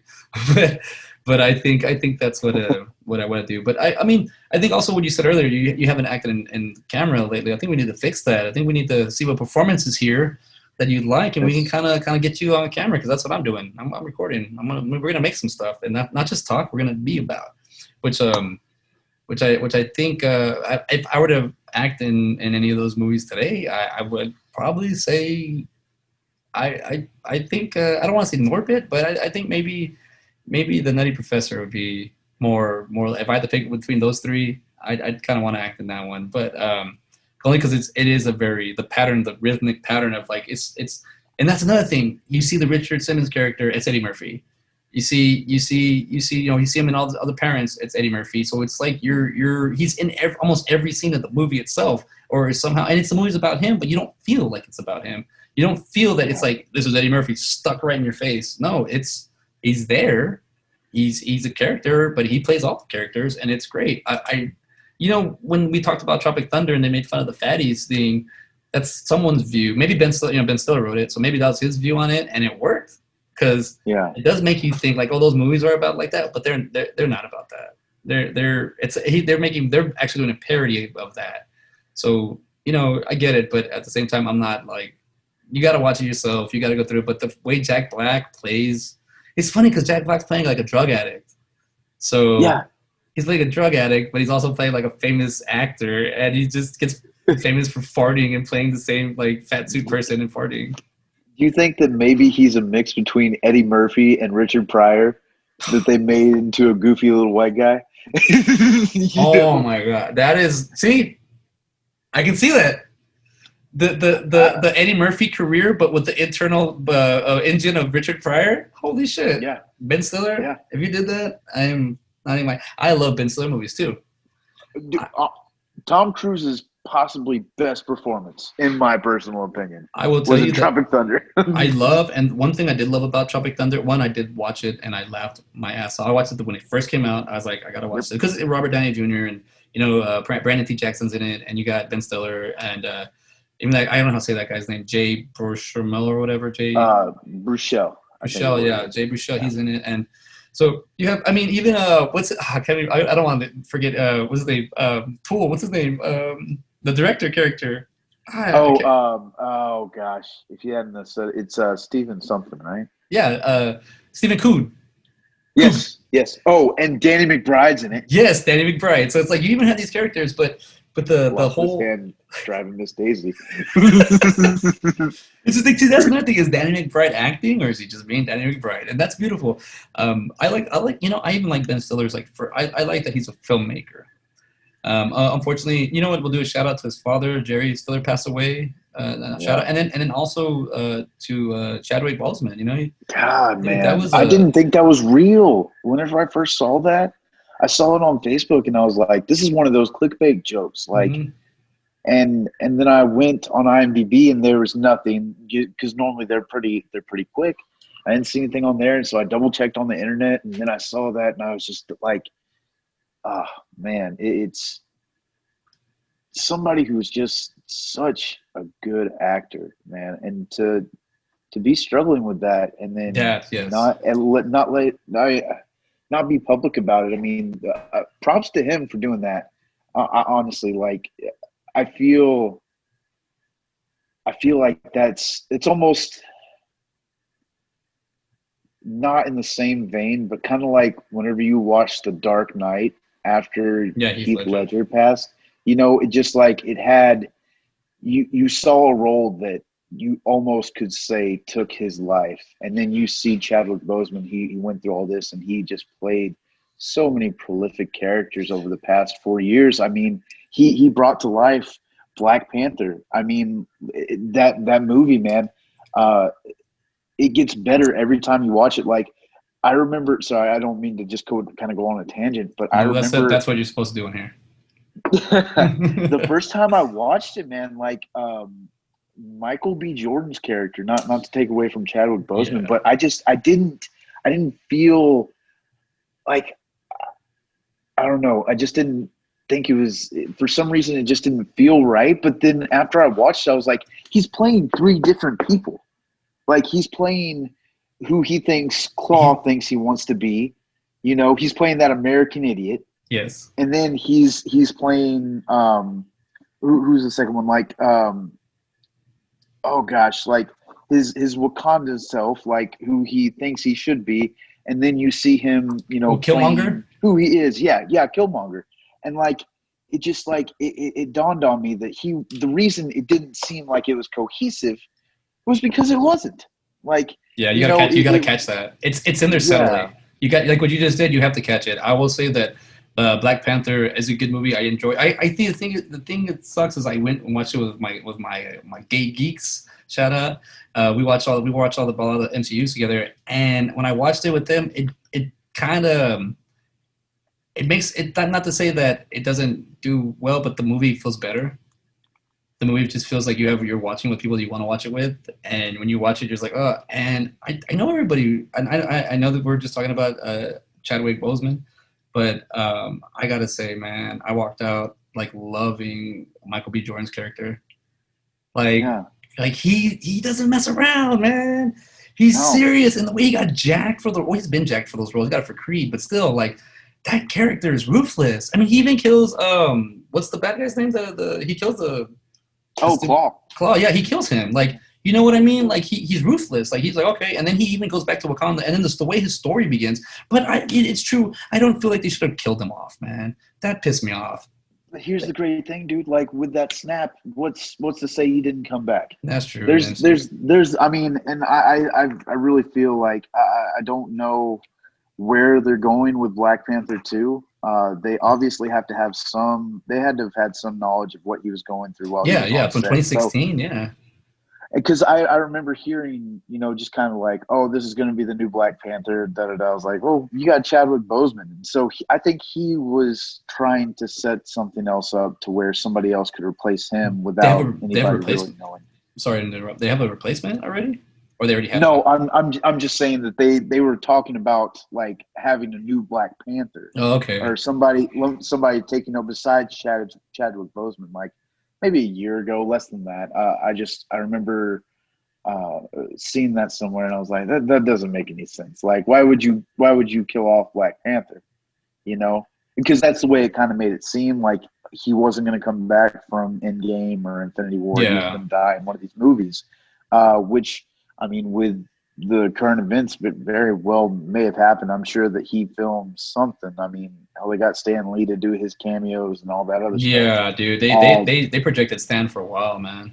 Yeah, and so, but yeah, man, like, oh gosh, him and Black Panther, fantastic. Like, yeah, I really have enjoyed any movie that he's been in. Dude, like, I mean, I don't want to talk about Michael B. Jordan this time because we can talk about him for a while, but let's talk about Chadwick for a minute. And just like so I think you saw. Did you see the graphic that I made for him today? I did a little design for him. I'll post it up in a little bit. But I basically was like, dude, this guy came out like, the only person I can think that came out of nowhere like him was Mark Ruffalo.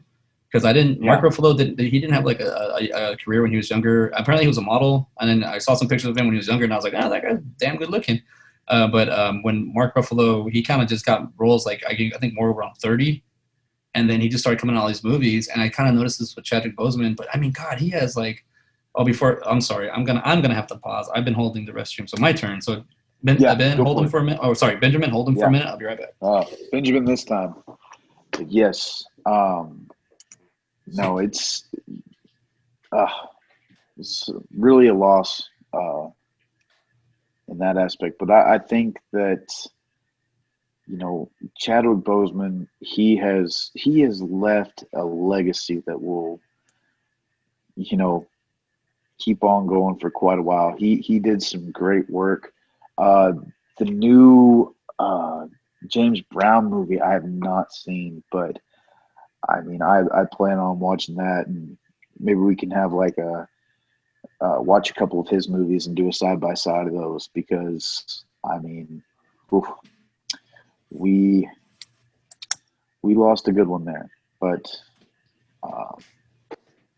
the show must go on, unfortunately. But all right. Sorry, that was really depressing. I'm glad you're back. I just can't. Hey, we'll learn. Like we're learning. We're seeing the timing. Yeah. Note to self: don't drink 2 club sodas and a Topo Chico before you start doing this. Hey, let's make another plug. I tried White Claw for the first time today. Oh, what do you think? Not terrible. Not terrible at all. Man, I went through a binge White Claw. It was good to me for a little bit because I drank when I was at a young age, and I was a drinker, and I don't drink as much as I used to. But White Claws kind of gets you there. But man, I just can't enjoy them anymore. I can't enjoy alcohol like I used to. But White Claw gets you there. Like you can have 4 or 5, you get a buzz. Not really. I mean, sometimes at a barbecue, I remember I had like 6 White Claws and I had no that's happened to me a few times. But I think that's because my irresponsible drinking when I was younger. But yeah, White Claw, that's club soda and liquor. Why not, right? I mean, I like it. I mean, I never drank beer when I was younger. I used to drink liquor. Now I don't really drink liquor, and I drink beer now. I have beer. I have like a couple beers, but I like White Claw's nice. I tried Truly. I like that one, and then I like there's the Bud. Have you tried the? Oh, it's the first one. You gotta try the Bud Light one. It's kind of not good. Like it's all right. But it's like you're like, oh, this is what a bad one tastes like. Well, honestly, man, like these White Claws are kind of like drinking light beers. If we're being honest, it doesn't fill you up like an IPA or anything like that. Like you're not feeling so heavy Oh yeah. And like you said, I got a buzz earlier. It's gone now, but Yeah. So you yeah, know, eating it light. was pretty quick. But hey, man, you take what you can get. Yeah. You move on. Oh yeah. So that's the White Claw plug. But now we're moving back. Before I exited, I was talking about Chadwick Boseman's career, and I'm looking at it right here. He had TV, like it says. He had something from 1970 apparently when he was a child. So, but it also then it jumps all the way to 2003, and he did a show, Third Watch, Law and Order. He did the Psycho like you're supposed to, and then he did the Express. I think that's the football movie, if I'm not mistaken. Yeah. Yeah, I, he was I in that one. remember. I remember that coming out. I think I watched it whenever it came out. What year did that come out? 2008. Yeah, so 2008. yeah, it's been a minute. Yeah, yeah. But then look at this, like, and then all of a sudden, like, he basically like 42, Jackie Robinson. He did Draft Day. I wanted to put Draft Day on there, but it has Kevin Costner on the cover, and I didn't want to do that. But I liked his character in Draft Day. Vontae Mack as the number one pick as a linebacker from Ohio State. He does a good job. He was also in Gods of Egypt, which wasn't really praised well, but it was marketed like crazy. And then you get to his Captain America Civil War, which he did a great debut. I think he did awesome. And then you get the Message from the King. These then he kind of gets a little dip, but then he has Marshall, Thurgood Marshall. Like, dude, he got some pretty good roles. He also did I'm sorry, I totally forgot. He plays James Brown as well. Yeah. And I kind of felt, and I might be stretching here, but I kind of felt he was like the next Denzel. Have you seen that thing on Facebook where Denzel was the one who paid for his tuition one summer? Oh no. Yeah. If I find one of them, I'll tag you in it. But yeah, apparently Denzel Washington was the one who set him up to go to I think it's an acting school or something like that to get his career started and really kind of got it going. So. Dude, he played James Brown. He played James Brown. He played. Eddie Murphy. He does a James Brown impression in the stand-ups, but he also did what's it called, Dreamgirls, and I think that was kind of based off James Brown a little bit. If I'm not mistaken, like the energy, the way he sung, that's really cool. Even at that, Eddie Murphy can sing. That's like Jamie Foxx. It's like awesome. But he has some movies here that's completed. He still got. It's called Ma Rainey's Black Bottom. I don't know what that's about. Chadwick Boseman. And this other one called Yasuki. So, he's got two more coming out. Or one's in pre-production, but the one's complete. So at least has one more movie coming out. I do want to see this Five Bloods, see how that comes, see what that's about. But his career is not going to be very long. But I think the roles that he got were amazing. I think he got some pretty good roles. Just the T'Challa, just being Black Panther alone, that is a big one. That is when you can hang it, because it's part of the MCU. He did a great job.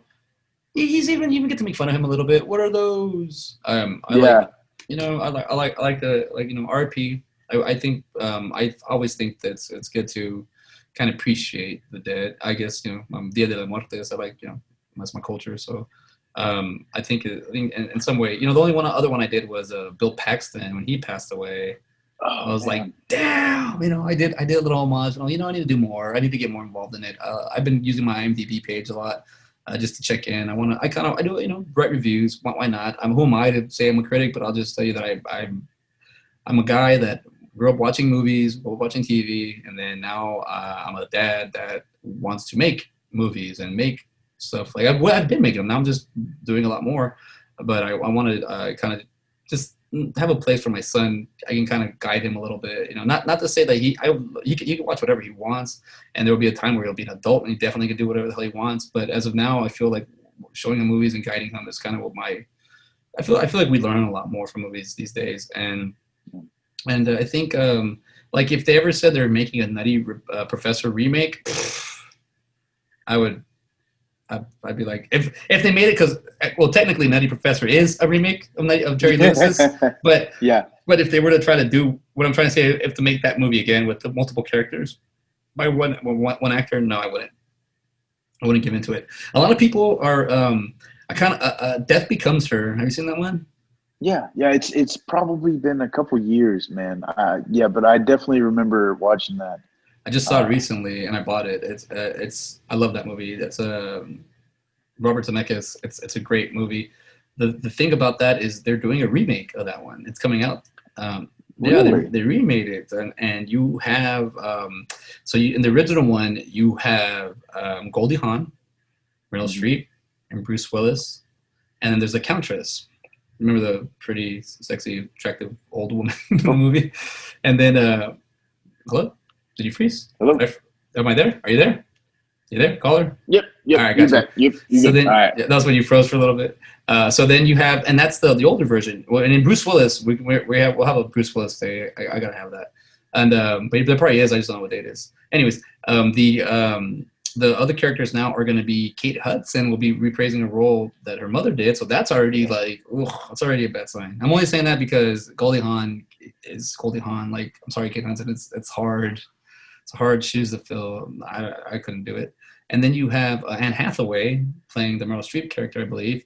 And like that. Robert Downey Jr. is playing the Bruce Willis character, and Lady Gaga is playing the Countess, or the Countess, I think. Ooh, so who plays the Countess in the first one? She's famous. She's a good actress. I don't know her name off the top of my head. She's like French or something, right? Yeah, she's French. She's also she did a lot of other characters, like kind of loosely, kind of like same characters as the Countess. Okay. So we'll see. I mean, I've been getting people have been trying to like defend that movie because I was saying it's a remake, and right off the top of my head, remakes are not good. Oh, remakes of great movies are not good, and they find, I don't know how they do it, but they kind of mess it up a bit. Her name is Isabella Rossellini. She's done other roles. But I'm saying this movie's amazing. I would not even touch it. I think if you want to bring it into the younger generations, I would recommend like making another version of this, maybe a more modern version of this. Oh, I even have I don't want to go there yet. I'm too new in the scene. We're too new in the scene. I've been working on film theories, like, conspiracy theories, or like why stuff happens in the movies, or like what happened. You think there's actually like people that are trying to be younger in Hollywood? Is that what you're getting at? Because I like where you're going with that. Yep. Honestly, maybe we could do like some conspiracy. I love. No. We are gonna do some. I'll bring mine out. You bring yours. Because I already have 3 right off the top of my head that I'm like, okay, that one came on because I recently watched it, and then I saw something about. And I'm saying I don't want to get into politics. I don't want to get, but it's just stories that are going on about the pedophile stuff in Hollywood. So I was like, well, when you look at that movie, like the Bruce Willis character doesn't want to do it.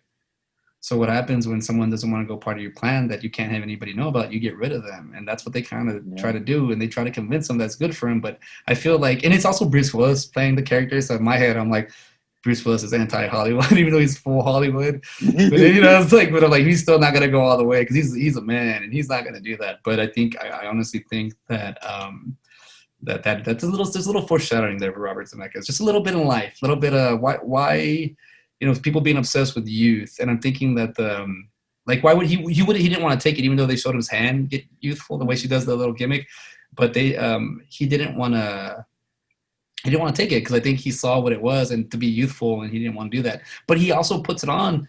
The ending of that movie is really great because they talk about him, people living having through like him, a full life. Having a full life. And these two chicks are just vain and just trying to like live their life pretty, and it doesn't work like that. It's just you have a time frame where you have it, you could hold it, sustain it, and see how long you can, but looks are going to fade and you're going to get older, and that's just how it is. And I like that. I feel maybe not just the pedal, maybe it's something else. I just went there because I was watching an article, so I think it kind of connected the dots a little bit. Maybe it could be something else. It could be the Fountain of Youth, could be Scientology for all I know. A lot of Scientologists tend to look terrible. Yeah, they tend to look a little bit younger. I feel look at Will Smith and Jada, man. I'm telling you, like there's something there. I mean, what are they almost? They have to be like they're in their 50s, right? Yeah, they're in their 50s.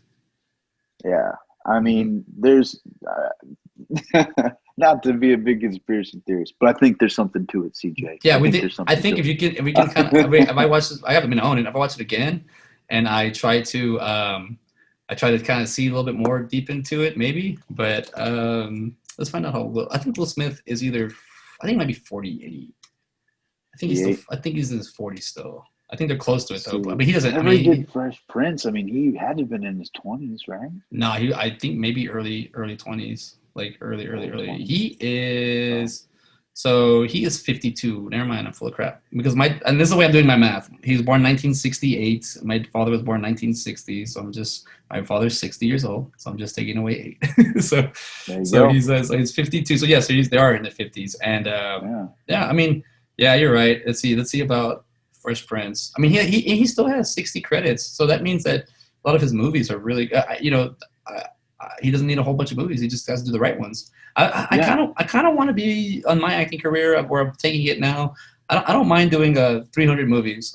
Like even if like I'm at the point now I feel like I'm too far behind that it's better for me to just like take every role. So Fresh Prince is 1990. So yeah. So how old would you have been? 60. Yeah, 22. And so I'm watching. We could be like Samuel L. Jackson when it comes to movies. Just be in everything, and that way, you know. I have. If it's really good. I also watched. Sorry. Yeah, I'll also watch the Die Hard series. 1, 2, and 3. Yeah. And I like Sam Jackson's character as Luther or Zeus. Sorry, Zeus, and in there because he's not all yelly. Yeah. He's not yelling the whole time. He's just a calm, kind of just dude from Harlem. Not Harlem. Is that Harlem? Yeah, I think Harlem.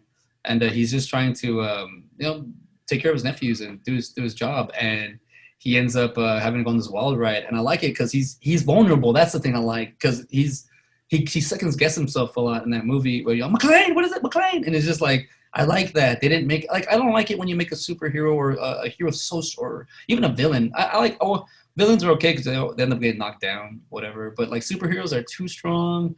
Like when you know that superhero walks into the scene, they're gonna save the day. I like it when it's just like they might not make it. Like oh crap, they pulled off or the person on the side came out. Like I like that. I don't like superheroes or just heroes being too strong and I don't like them in Vengeance because he was vulnerable. He's just a regular guy. And then Bruce Willis is older too in that movie, so he's not too like ass kicking. Like it's just the scenes even like that you see character development from the first one to the second one and the third one. And the first one he's more because he's younger. He's more like he's walking into shit. He's like oh crap. Oh he's like getting into trouble. The second one he's kind of killing guys beforehand. He's kind of starting problems. And the third one he's just shooting. There's a scene where he has to go next to the truck when he steals the truck before he does he just shoots the guys in the truck. He just shoots them. Like, he doesn't even, he shoots through the door. Like, which cop does that? Like, he's not even supposed to, it's just like, he's already like, I love that character does that. That to me, that character that he did that. He just killed these people and now on the police report, bad guys, shot him. And it's like, I get to kind of be more like John McClane is now the character to me. Like, I'm seeing more of the layers now when it comes to this stuff. And I'm really understanding and I'm really enjoying a lot of the, just being part of this. I like sharing this with you too because it's cool because I share other stuff and just talking. It's like you're cool that you get to be in this little environment for this little time. We get to share it, and let it be what it is. And if we're gonna segue to maybe our next movies, maybe we could find something. So, but like I said, you want to do conspiracies? I have one that I want to talk about, and I guess this is the best time to talk about it. And it's a dumb one. It's a dumb one, and I don't care because I love movies. I think. In my mind, have you ever seen the movie Con Air? Yeah, love that movie. Dave Chappelle's in that one too. He's in that one too. Pinball, and this one's a great one. This one's full, and this is like not Nick Cage being Nick Cagey. So like he's Nick Cage being Southern Nick Cage, which is even better because that's his environment. That's where Nick Cage should be. Sorry. No. By all means. So what's his name? Cameron Poe in the movie. So then it's him. And who's his height? I mean, his side man, Baby-O.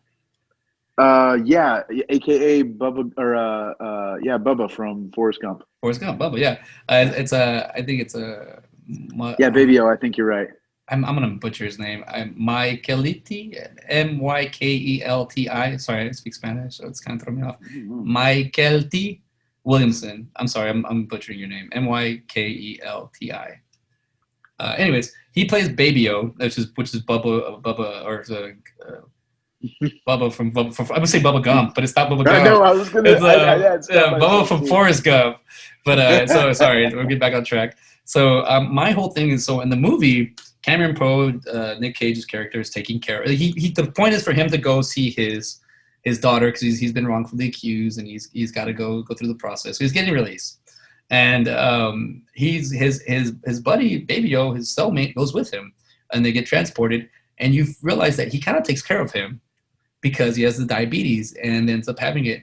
I think I figured out why Cameron Poe is taking care of Baby O so much. You know, I think it's not just the character. Have you noticed the scene where he's writing to his daughter, and he brings up Baby O, and he gives him the bonbon or the dessert because he doesn't eat it, so he's always giving him the dessert. I feel like he gave him the diabetes. I feel like he has to take care of him because I was like, man, he's really trying. Even the part where like Danny Trejo is about to like manhandle that woman, he's all on the floor like, I'm gonna bust you up. And he's trying to go, and then Cameron Poe comes in and saves him, but he didn't have to come back, you know, because he needs to, because he feels like he's got to take care of his boy. So he checks him out, and I'm like, oh, wait a minute, you feel bad because you gave him diabetes. Like, put the bunny down. Put the bunny down. Right? That's it. That's dude. I want to learn to quote that one. John Cusack's in that. I saw him. I saw him at a John Comic-Con. Malkovich. How have we not? That man in that movie was fantastic. Cyrus the Virus. Oh, I mean, nothing makes me sadder than the agent lost his bladder on the airplane. All right. Yeah, love it. Love it. John Malkovich. He's a great actor. I don't know how to do it. John. It's name. Bill Hader can do a great John Malkovich. It's because he's tall. That's why. Do you think you need to be tall? I think you have to be tall, and you just have to have that that swagger about you. Tall swagger. How tall is John Malkovich? I don't know. Oh, you think you have to be? You think you have to be tall? Yeah. Well, I think. the movie I got. I want to really say this is the movie I got introduced to John Malkovich was In the Line of Fire. Did you ever see that one? I did not. It's 93, so it's a little bit younger. You might be a little younger because I saw this one in the theaters. I was in third grade. So I will say that this one, if you get to see John Malkovich play this, like, I guess, I don't know, he's trying to play a martyr or like he's trying to play, I mean, it's Secret Service agent Frank Harrigan couldn't save Kennedy, but he's determined not to let the clever assassin take over this presidency. So he's basically plays an assassin. But the way he goes through the character, the way he's like, because he doesn't look overpowering. Like, he's not going to beat you up. He's not going to manhandle you. He's not going to scare you that way. He's a psychological thriller.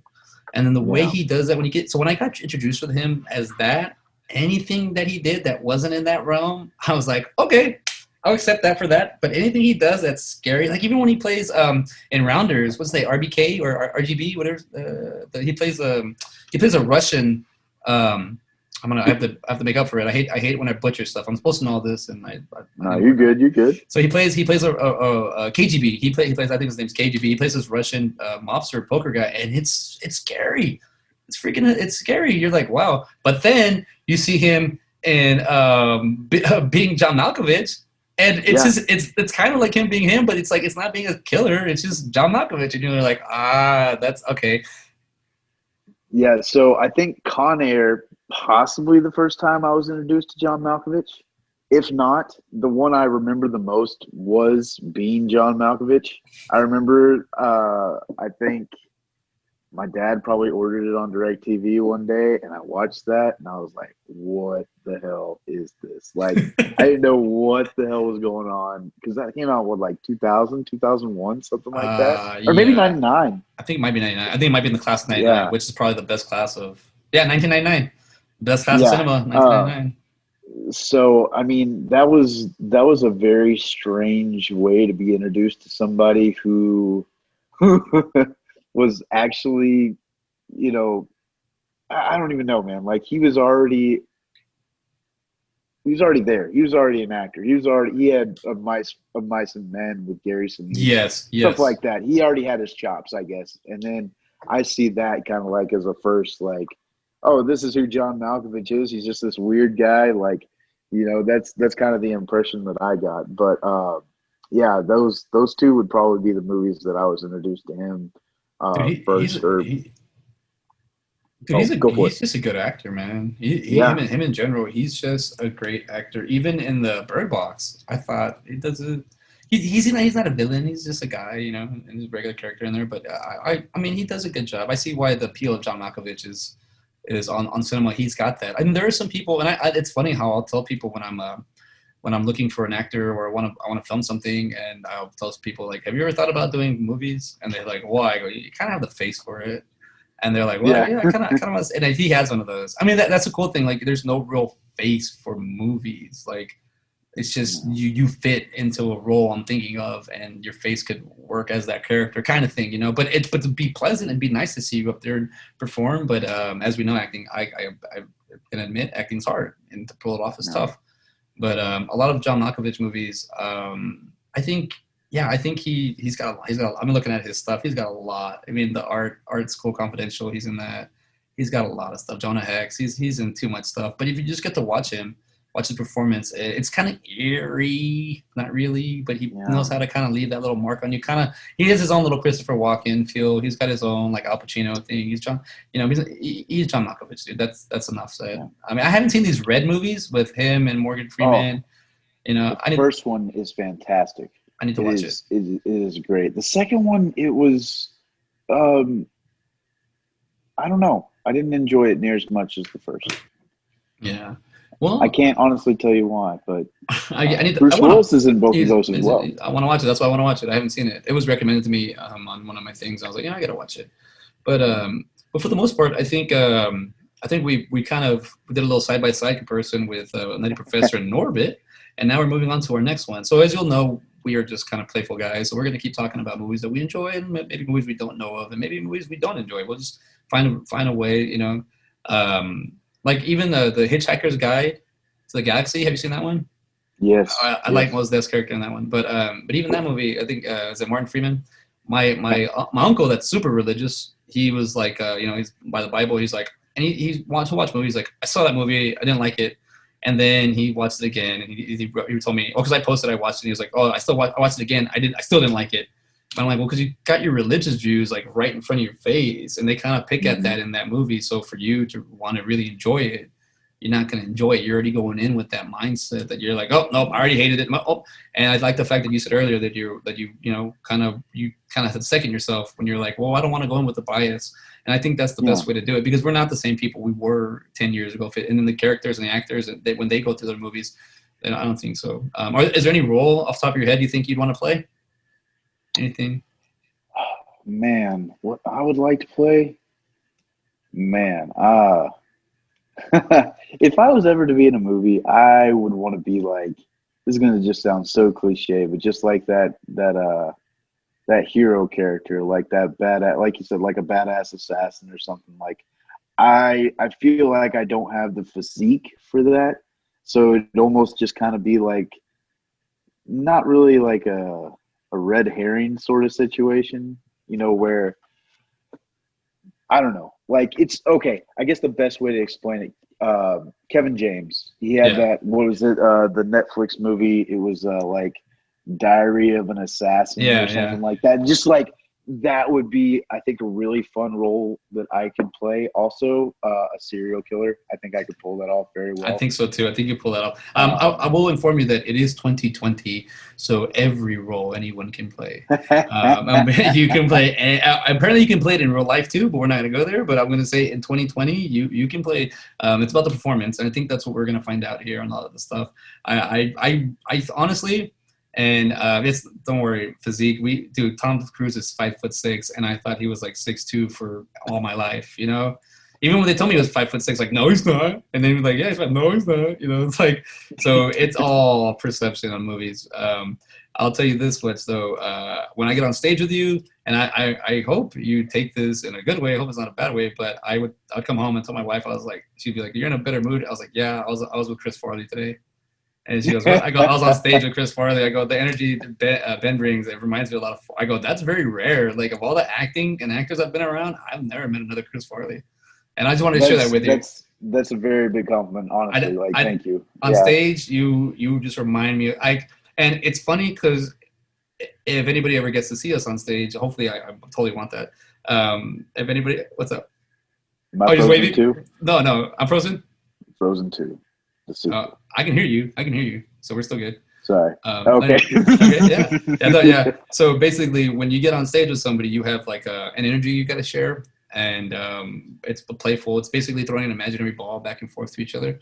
And the way when you and I throw a ball back and forth, it's not like catch and throw. It's like, I'm gonna throw this behind my back. Can you catch it? I don't care. I'm just throwing it. And then so here's like, oh, I caught it. I'm throwing it between my legs. I'm throwing it off the wall. Like, we're catching it. And it's like people are looking at it like, look, that looks amazing, but we're having fun. And I'm always like, dude, that's whenever you watch SNL and you get that energy from Chris Farley, I'm just like, that's Ben.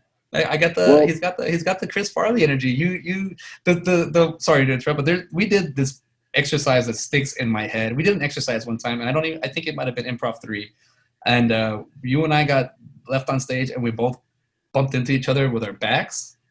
I don't know if you remember that. And then we started mimicking each other like this, and then we broke into like a couple. It was just like mimic each other, and the way we played it, I was like, how do you just do that? You like run in and then just lock and you go with it. And I'm just like, it's just, you got it. You guys, I guess we just have it, or maybe I might be jinxing us. We might never have it again. But I'll just say. I'll say the fact that when it's on stage, it's fun, man. Like, it's cool. So you get to, like, I guess you have a character. I'm not recommending or anything, but just maybe I am. But what I'm trying to say is, like, I would say when you watch Chris Farley movie, I'd say pretend you're him, and not like say you can become him or better or anything. Just to say that's the kind of energy you have to see match his energy. And I've been doing this for a minute, even though I finally came out of my show, and I'll say that it's hard to find the energy that you have and to match that and for it to be playful. So, don't underestimate yourself, man. And plus, we're getting older. As we get older, and you work on your brain and your psychology and all this stuff about your life, and you put it into your character, and you can, a serial killer. And I'm happy you brought that up because I want to play a serial killer, and I've been working on an assassin serial killer kind of story. I think I mentioned to you last time. Yeah. And I'm trying to get more into that character, but I'm finding out that I can't just say I'm going to do a character and then show up on set, and I got to play with it. You got to figure it out, and I would say, like, I would like to do that. I want to do comedy, but I feel like if you go, I mean, I'm going to do all this stuff, but I don't know where to start. But if I'm going to do comedy, it's like I feel like you're putting a target on your back. No. But I think you have to have it. What I'm finding out with stand-up comedians, you have to have that, because if you go do a comedy and they don't laugh or don't laugh the way you intended, it kind of goes. But you got to keep going. I think I learned that from stand-up. With stand-up comedians, they basically do open mics to practice, and they're not the best, and you work your way up to get that special. But the same thing with movies. You write a comedy movie, it might not be funny, and you kind of have to learn how to write a comedy movie. And I want to do a comedy. I mean, I want to do them all, but as to just start off, I mean, I always go horror movies. I like horror movies. They're easy to make. They're fun. They're they're bloody. They're crazy. So maybe we can figure something out with you doing a short, and you play a crazy guy, or maybe a serial killer. I think I'd really like that. I think as crazy as it may seem, I could probably. I feel very confident that I could pull that one off. But kind of going back to what you said earlier, man. Getting on stage with you, it was always easier to act with you, because whenever me and you got in there, I mean, it was almost like I was out of my head. Like, I knew that it was almost like a trust fall with you. Like, I can trust you, and I can trust that we were going to come up with something really good. And like, we were just there. It was just like we were in that moment. There wasn't anything else going on. And so I think that's what made it so easy to do those scenes with you, man. Just because, like you said, it was just it just happened. It wasn't it was just very organic is the word I like to use. Thank you. Yes, organic. And I'll say that as we kind of, so you can kind of see our chemistry together on the podcast and on the video. So feel comfortable with each other. So if we're going to do another movie, I guess it'd be the time to pick. What would you like to do? Would you like to go into conspiracy? Do you want to do another side by side? Do you want to? We're figuring this out as we're going, and you're going along for the journey. So we'll probably when people probably catch on, probably be episode 20, but then they'll have 19 episodes to get to. Exactly. But you can little binging. But I think, what would you like to do? And it could be anything. We can just make anything up on the spot. We are improv actors. We can think about this. Ooh. We can. I mean, I like following careers. I really do like doing that. I do this on my spare time. I like just movies in general. If they have, like, we talked about the Fast and Furious the other day. I had a friend. I forgot who I spoke to. Or I remember, but there's like all those Fast and Furious movies. Like, there's a lot. I'm not into any of that. But I remember seeing the first three and being like, okay, I like them. I've kind of picked at the other ones, but that'd be something to me. I'm not saying that I'm interested in, but I would be interested to know how you got so many damn movies. Fast Five. If there's anyone that you watch that one. That is a fun movie. I think that's the one that everyone's recommended, the Fast Five. So yeah. I saw half of number 4, and I haven't actually seen anything of Fast Five. Maybe the ending. I think I saw the ending of that. Like I just saw, but there's something like that. Filmographies are a big thing. I love following actors. I love following productions, or just like productions. Some companies tend to make different kind of styles of movies and stick with them, and you like them. I mean, even like writers, like the Airplane writers. They wrote Airplane, and I believe the National Lampoon series too. And then some of it, or I could be mistaken. Don't take me on that one. But I know maybe the Lethal Weapon movies, and then they also did Basketball. So you have the same kind of feel for those movies, and you're like, okay, I like that. So whatever you like, whatever you can think of, whatever would be entertaining for people listening, for people that they got to hear us kiss each other's asses for a little bit. I like good friends here. We work on that. But if anybody listening wants to any suggestions, we'll see. I don't know if we're gonna come back by the time somebody finds this, but I'm down with that. Trivia, you like trivia? We can find some stuff on trivia.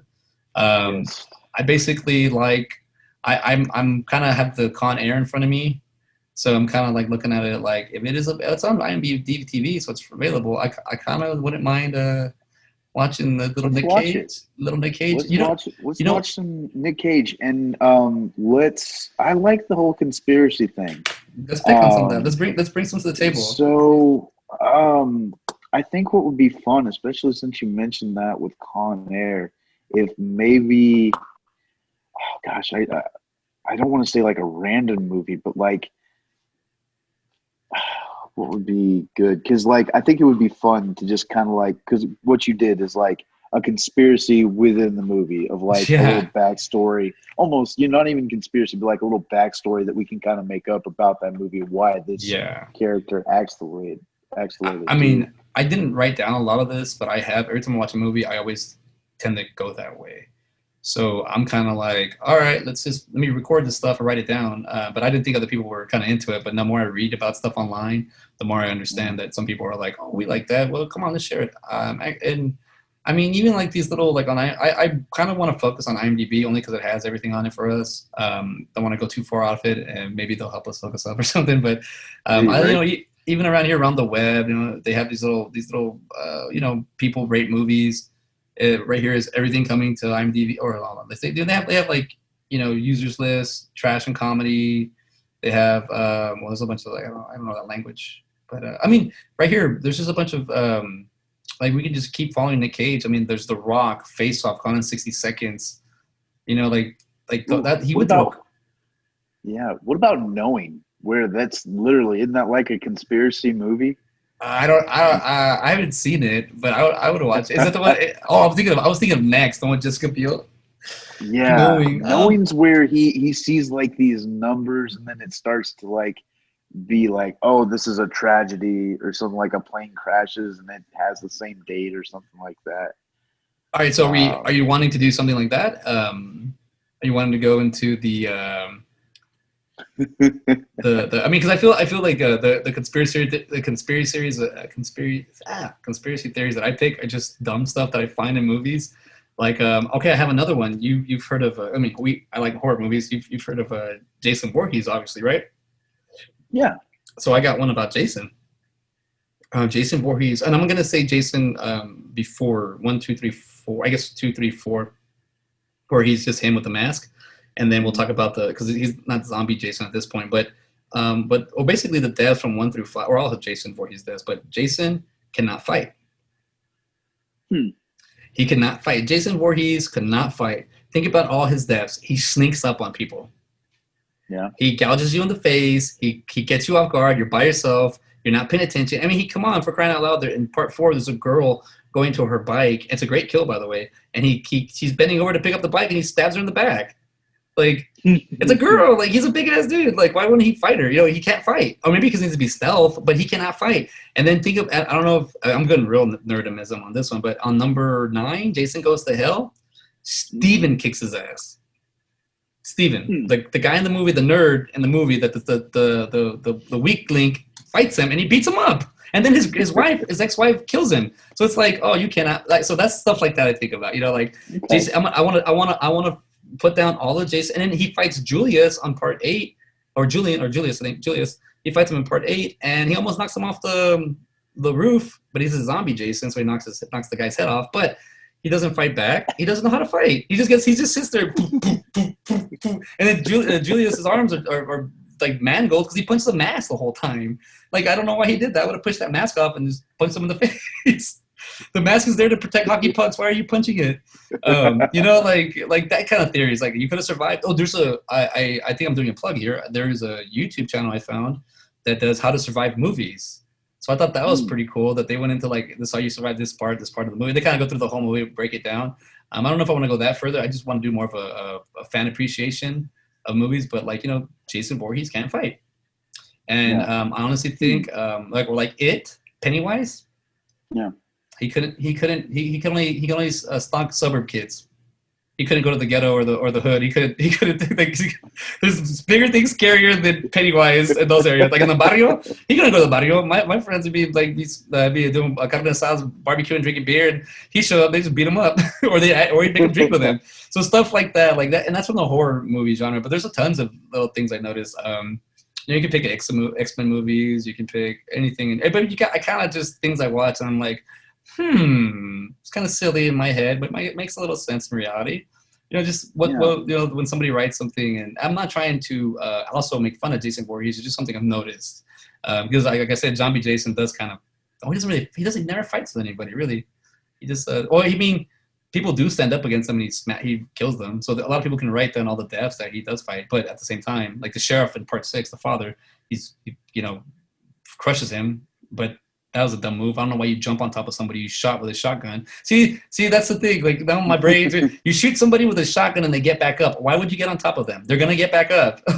Yeah. But I guess also too, man, I've been in some pretty crazy scenarios. Your brain doesn't work. Your brain, like I'm an outsider looking in, being like, what are you doing? When you're in it, your brain's not working. Stuff like that. I like documentaries a lot. I like watching movie documentaries. But I also just like watching stuff in general. And I'm finding out that I'm kind of a snob when it comes to documentaries. Like, my documentary has to look like a documentary. I can't keep up with it. I think my brain's like that.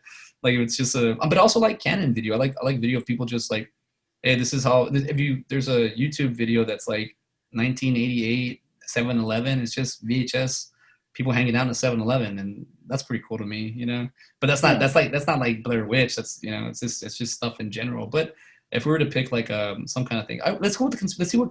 Okay, let's do this. Let's pick maybe if you want to do the Knowing or Nick Cage movie. Let's pick something that we can watch, like a movie of something. Let's do a side by side, but then let's start adding some conspiracies if we can, because we got to think about them. They can't just. I don't want to make them on the spot, and I want them to be a little bit more. So let's kind of throw that in the mix. But definitely let's just pick something real quick, because I know it's getting kind of late. And let's see. I think honestly, I think at this point, like, it wouldn't even have to be a Nick Cage movie. Honestly, if we just wanted to pick just a random kind of movie and possibly do a side by side and just compare them, what do you think about that? And then, like I said, I like what you had there with the whole Con Air, like a story within a story. Like, this is why this happens. I do enjoy that, and I think it would also kind of give us new eyes watching a movie too. Yeah. And if we're almost hopefully it doesn't take away, but like, if we're watching it trying to look for that, then maybe it'll kind of pop its, kind of look for like the strangeness in the movies. Um, Also, but yeah, yeah. also there's certain things like landmarks. Like I like, and I'm a Texan. I love Texas, but there are movies that are made in San Francisco that I just love Mhm. for some reason. And I've been to San Francisco a handful of times, and I've had great times. I don't know about now; it's a little crazy, but like watching Bedazzled, I like that it's shot in San Francisco, and you get to see like I like Bedazzled a lot. It's one of my favorite movies, the Brandon Fraser one. Yeah, Not that spitting does he. glass of jazz. Yes, Yeah. Eddie Riches. Even like that. Look at that. They're playing different characters. Oh, maybe we should let's start off with the let's do Bedazzled. Yeah. Because there's Brandon Fraser's playing, or so we're segueing from Eddie Murphy playing multiple characters to Brandon Fraser playing multiple characters. And by the way, Hmm. I'm very sensitive with Brandon Fraser, so nobody talk bad because I met the guy. He's a really nice guy. He's been through The some. Mummy is quite possibly one of. Now, I remember that came out in '99 for a fact. Uh, I remember watching that for the first time, and the scene where that mummy came to life scared the ever living shit out of me. You know what? I mm, I like yeah. the fact that the mummy like has to. So now that's another conspiracy, right? And we're getting on this. So the scene where the mummy is kind of taking the attributes of the people that he needs, like he needs Mhm. the skin and the mouth and all that. Well, he takes the guy's eyes, and this is something I didn't connect in when I watched it because I was a kid. But then I've seen the movie so many times. I saw somebody break the movie down, and I was like, he takes the guy's eyes, so he can't see very well because he takes the guy's eyes with glasses, and then takes the glasses so he Mhm. can't see. So when he gets the girl, he's mistaking her for his love. That's why he takes her. I never thought about that. But then at the time, I'm thinking, well, does he heal or is he blind the whole movie? Is that why he can't hit Brendan Fraser because he can't see? Because throughout the entirety of the movie, he's blind. Is it that? Because maybe that's why he keeps her around the girl. He captures her Yeah. because he thinks it's her. So in my head, I'm like, well, is he blind the whole movie? Is he? See, that's kind of adds another element to Interesting. it. But I think we should definitely do the bedazzle. I would. We're still sticking in the comedy world. I like that. I Yeah. think we should do bedazzle. If you want, we can compare the bedazzled this one from the older one, or we can just see what we like about it. Or a side by side with bedazzled to me would kind of be with what other movies with a character. I mean, it's a very unique movie. I mean, it's a Harold Ramis movie, which I really like. Um, Yeah. did you ever see Year One? Yes. Okay, Yes. That okay, movie I did not care for when I saw it in theaters, but the more like after I watched it and kind of saw it again, I was like, this is solid, man. Like, all right. yes. I think Oliver we. Platt in that is fantastic. Yes, yes, yes. The guy, he's like the Arab, but like the side man, and he's just a nasty, gross guy, and he plays it so well. I think he's a. And he's a high priest. Yes, yes, And that's what it is. so yeah, Yeah, we could go down a conspiracy right there we there, right go. there, Hey, buddy. let's do this. We have I think I'm gonna throw this out there and see what Ben says. Or I mean, today he's Benjamin, so I'm gonna say let's do Bedazzled, but not as a Brandon Fraser movie, as a Harold Ramis movie, and then do Year Mhm. One, because in that one, they're two of his movies, and you're absolutely right. I thought I wasn't gonna like the movie one. I went to go watch it because of Zach Black, so I Yeah. went to go watch the movie. But as I'm watching it, then it says directed by none other than Harold Ramis. And what did that do to me? As I saw that, I took off my I might not like this hat, and I put on my let's think about it, and I liked that movie. It was so.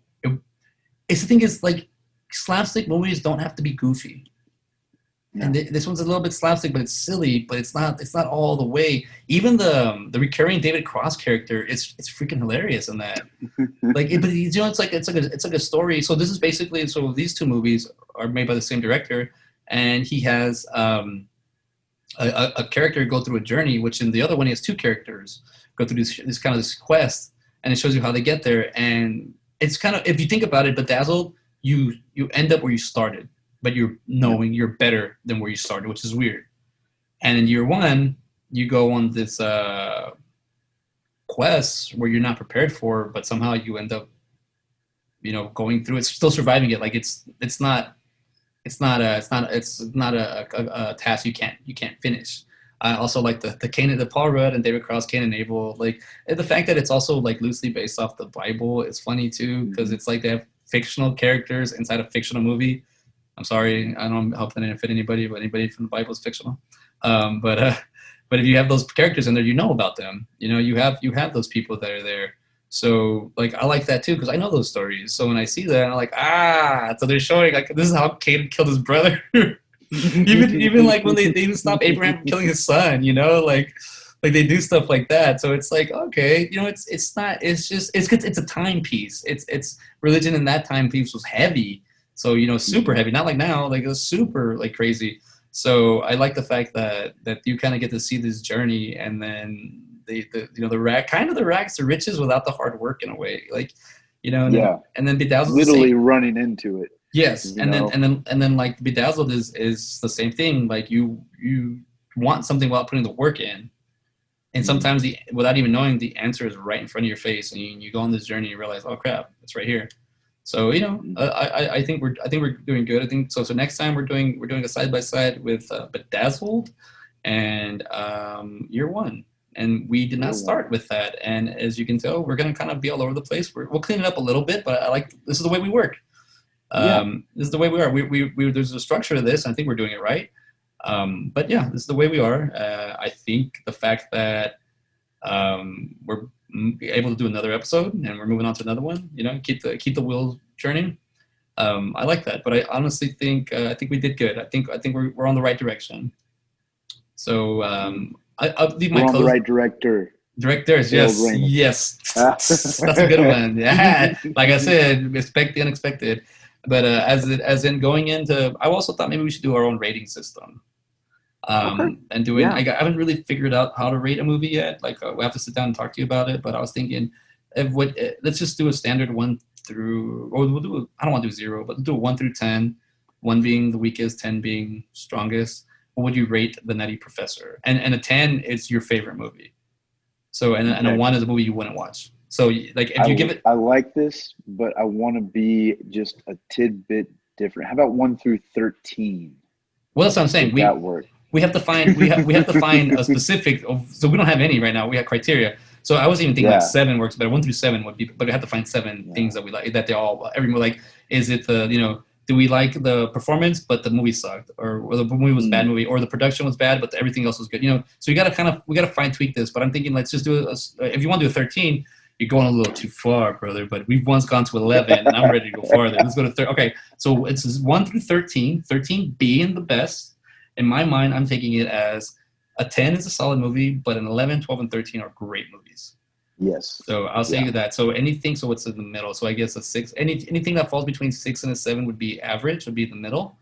And then anything in the 1, 2, 3, 4, 5 would be, you know, not so popular with us. But we got to really, really want to give a movie something less than 5, you know? I think so too. Yeah, I think so. I don't want to just label it a 0 or 1 and that's it, because I said so. That's how it works. And I said so, and that's how it's going to be. No, we're not doing that. We're gonna do because I don't know if anybody who's listening, if anybody is going to listen to this, but making a movie is hard. It's project management, and it's really hard. So anybody that can make a movie and it can be aired or come out anywhere, I tip my hat off to you. It is tough. Even if you're making an iPhone movie, it's just hard. But I don't want to disrespect people, and I would rather appreciate. But if I have to disrespect, then I'll have to. I'm not going to hold back.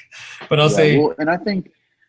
I think another thing too is like we're here to appreciate movies. Yes. You know, and that's those kind of the idea behind this was to really get an appreciation for movies and try to look at them through a new lens, or give light to movies that may have not gotten a big shining moment. Yeah. But yes, I like it. I like it a lot. I would give an overall call. Do you want to go first, or you want me to go first? You go. You go. Right. I want to hear what you got to say. I will give the Nutty Professor an overall quality of a 1 through 13. I would give it like an 8 to 9, around there. Because like I said, 13, 12, and 11 you gotta, like, those are the top movies you like. A 10 and 9 would be a little bit more above average. I feel like an 8 to a 7 is above average, or a 6 and a 7 is average. So I give it a 9. because I would give Norbit like a 7. And I wouldn't want those movies to be no. I'd give Norbit like an 8. Now, so I'd go 9 with the Nutty Professor on overall quality, performance, and everything. I recommend it. I do recommend it a lot. You have to. This is one of those must-watch movies. Norbit, you have to have the taste for it. I have the taste for that. I like it. I would give it like a 6 would be kind of average. I would give it above average. I'd give it at least an 8. I'd give Nutty Professor because also with Nutty Professor is you don't have to watch Norbit. If you appreciate Eddie Murphy's talents and careers, watch Norbit. If you want to watch a silly slapstick break you out of your mood movie, watch Norbit. If you just want something different, watch Norbit. But if you want something tried and true, Nutty Professor will be there for you. It'll make you laugh. It's still good. It's not in my 10 to 13 range, but I like that. I like that I like 13. It's starting to work in my brain now. It's computing very well. And I will say that the 0 through 13 is good. I mean, 1 to 13 is good. I would give it a 9, a solid, strong 9. I give Norbit an 8, not too far from it. They're not really interchangeable, but I would say that I don't mind Norbit. I would not give it a below average because I know all the characters in the movie. I know all the actors in the movie. And as I see Eddie Griffin and the chemistry between just Cat Williams and Eddie Griffin, I love that. That sprinkles more points for me. The fact that, when you find out that Charlie Murphy had it right, that puts points in for me. He's actually plays the dog. He comes out in the movie. He plays the dog. Yeah. So it's like I can't even hump anymore. How do you think I feel? I can't even hump. I like that. I like that as a film. I'm totally putting this as a filmmaker's view, not as a viewer.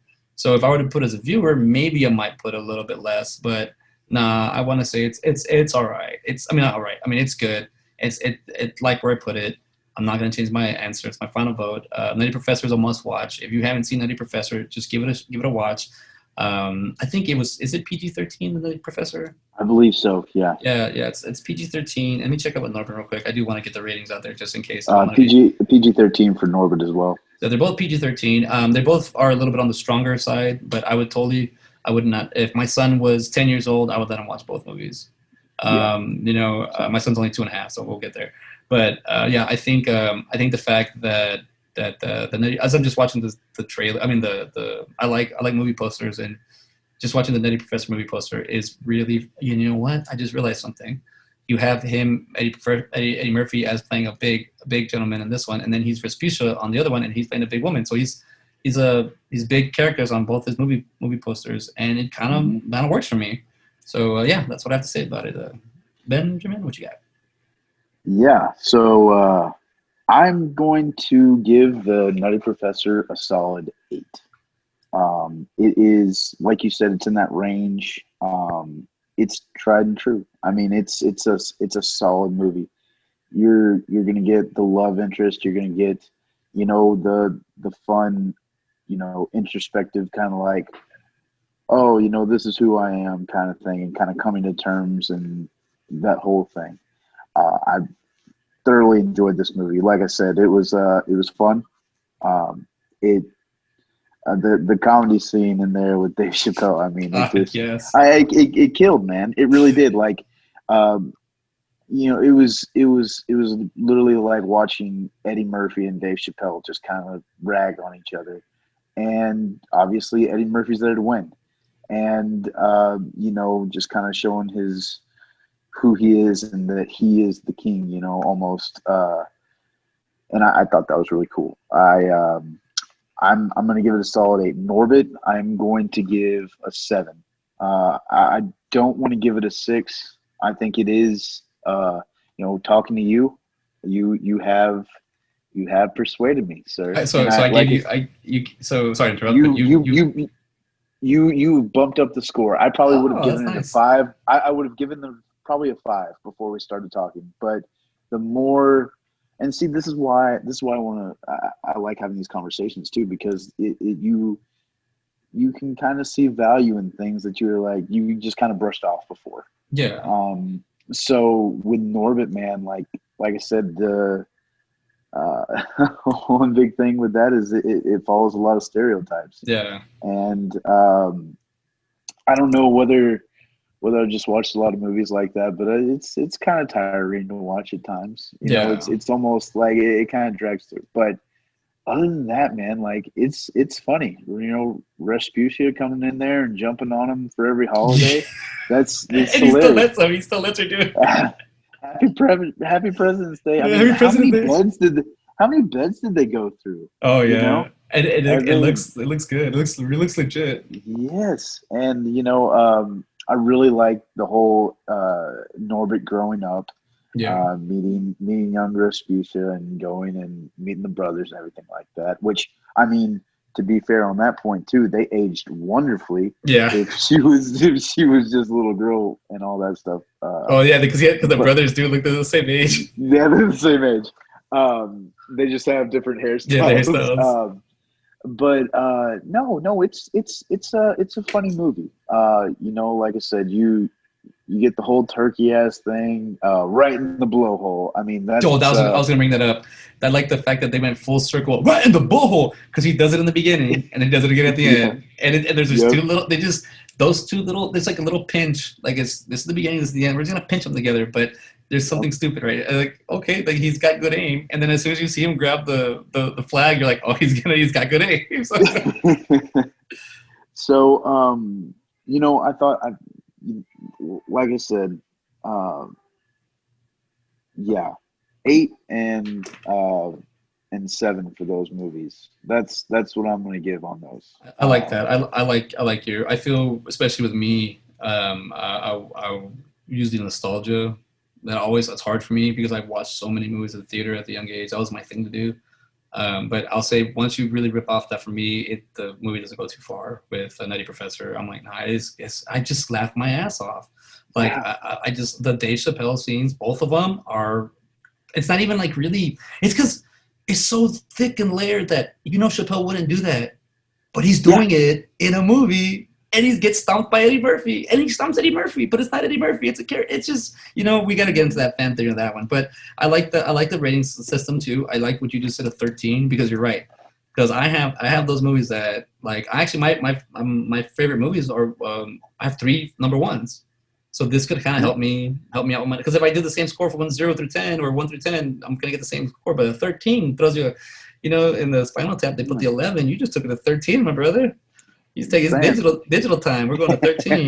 No, I think for Norbit and for Nutty Professor and for Doctor Dolittle, I do, and that's a side note for me because we didn't plan on watching that, but I did. I will say Doctor Dolittle. I wouldn't. I don't know. Depending on certain the scenes, I think maybe Doctor Dolittle. My son needs to be at least 8 to watch that one because there's just the lady. And there's just some scenes there where I'm like, the thermometer. I want to make sure, I don't know. I'm not. I don't. I wasn't filtered. I just don't want him to be too filtered. I just little things here and there. I don't know. See, I saw that when I was younger. So, but I'll say that all those 3 movies are good. The performances are well played. I mean, I don't want to repeat myself, but like you said, I like the fact that I was able to kind of give you. I don't really want to be an influence on your decision, but if you were to look at it now and be like. But I like that because we're supposed to be kind of enjoying a movie. But then again, man, there's going to be a movie where you're going to totally change my mind on, and I'm looking for that. I didn't mean to really Yeah, do it this first time. It kind of struck gold, I guess, if you want to look at that. But I was just kind of like, man, I've gone through this. I can relate to this, and not to this extreme, but it's something similar. And that's what I'm finding out about stories. Stories are they're interchangeable in a way, but you want to find the right pieces for it. But I'm looking forward to this one, Bedazzled and Year One. I really, and this is kind of cool because we're not picking the movies that Harold Ramis was we're not going with starting off with Ghostbusters. We're not yeah, starting off. I mean, another movie. Then I think it's getting kind of late, so we're probably gonna go in a little yeah, bit. But I'll bring up. I like the Orange County. Another yeah. Harold Ramis. It's been a while since I've seen that one. That But another Jack Black. I mean, Colin Hanks, one of his first kind of like I'm breakout. without knowing, I'm a Jack Black fan, and I follow him on Facebook, and he's cracks me up. He still cracks me up. But even Ben Stiller is in Orange County, and he has the fireman. He's like, "Do you know how it happened?" Yeah, she was in here, and she was going crazy, and she said, I'm gonna burn everything out." She said it was an electrical fire. Yeah, that's what happened. He just plays like, the Jack Black's there in his underwear, like I'm about to start the revolution. I think it's I like that's a good movie. Yeah, we I mean, I don't know, I might sneak that one in. But I actually watched that movie a lot when that one came out in 2003, so I was a senior in high school. And when I saw it, I was kind of like, oh, he's a writer.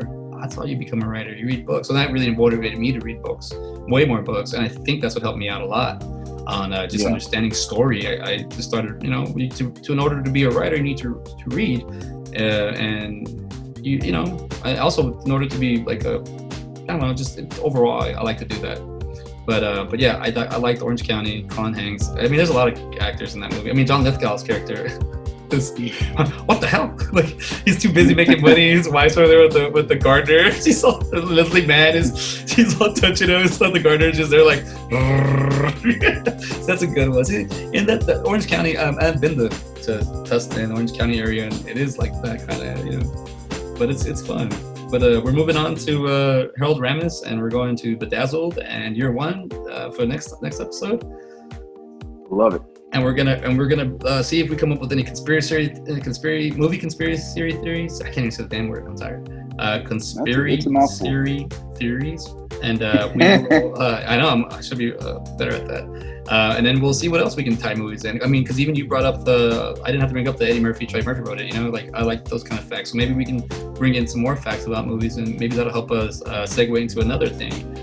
So right now it's just side by side, but we'll see. I mean, we have other things we can do. But yeah, it's getting kind of late, so we're gonna end it here. I'm gonna sign off. So thank you for listening, and for the episode 2 of the Side by Side with Benjamin Garrett, which next week will be known as Ben, and I'm CJ Robles. You have a good night. See you guys later. Goodbye.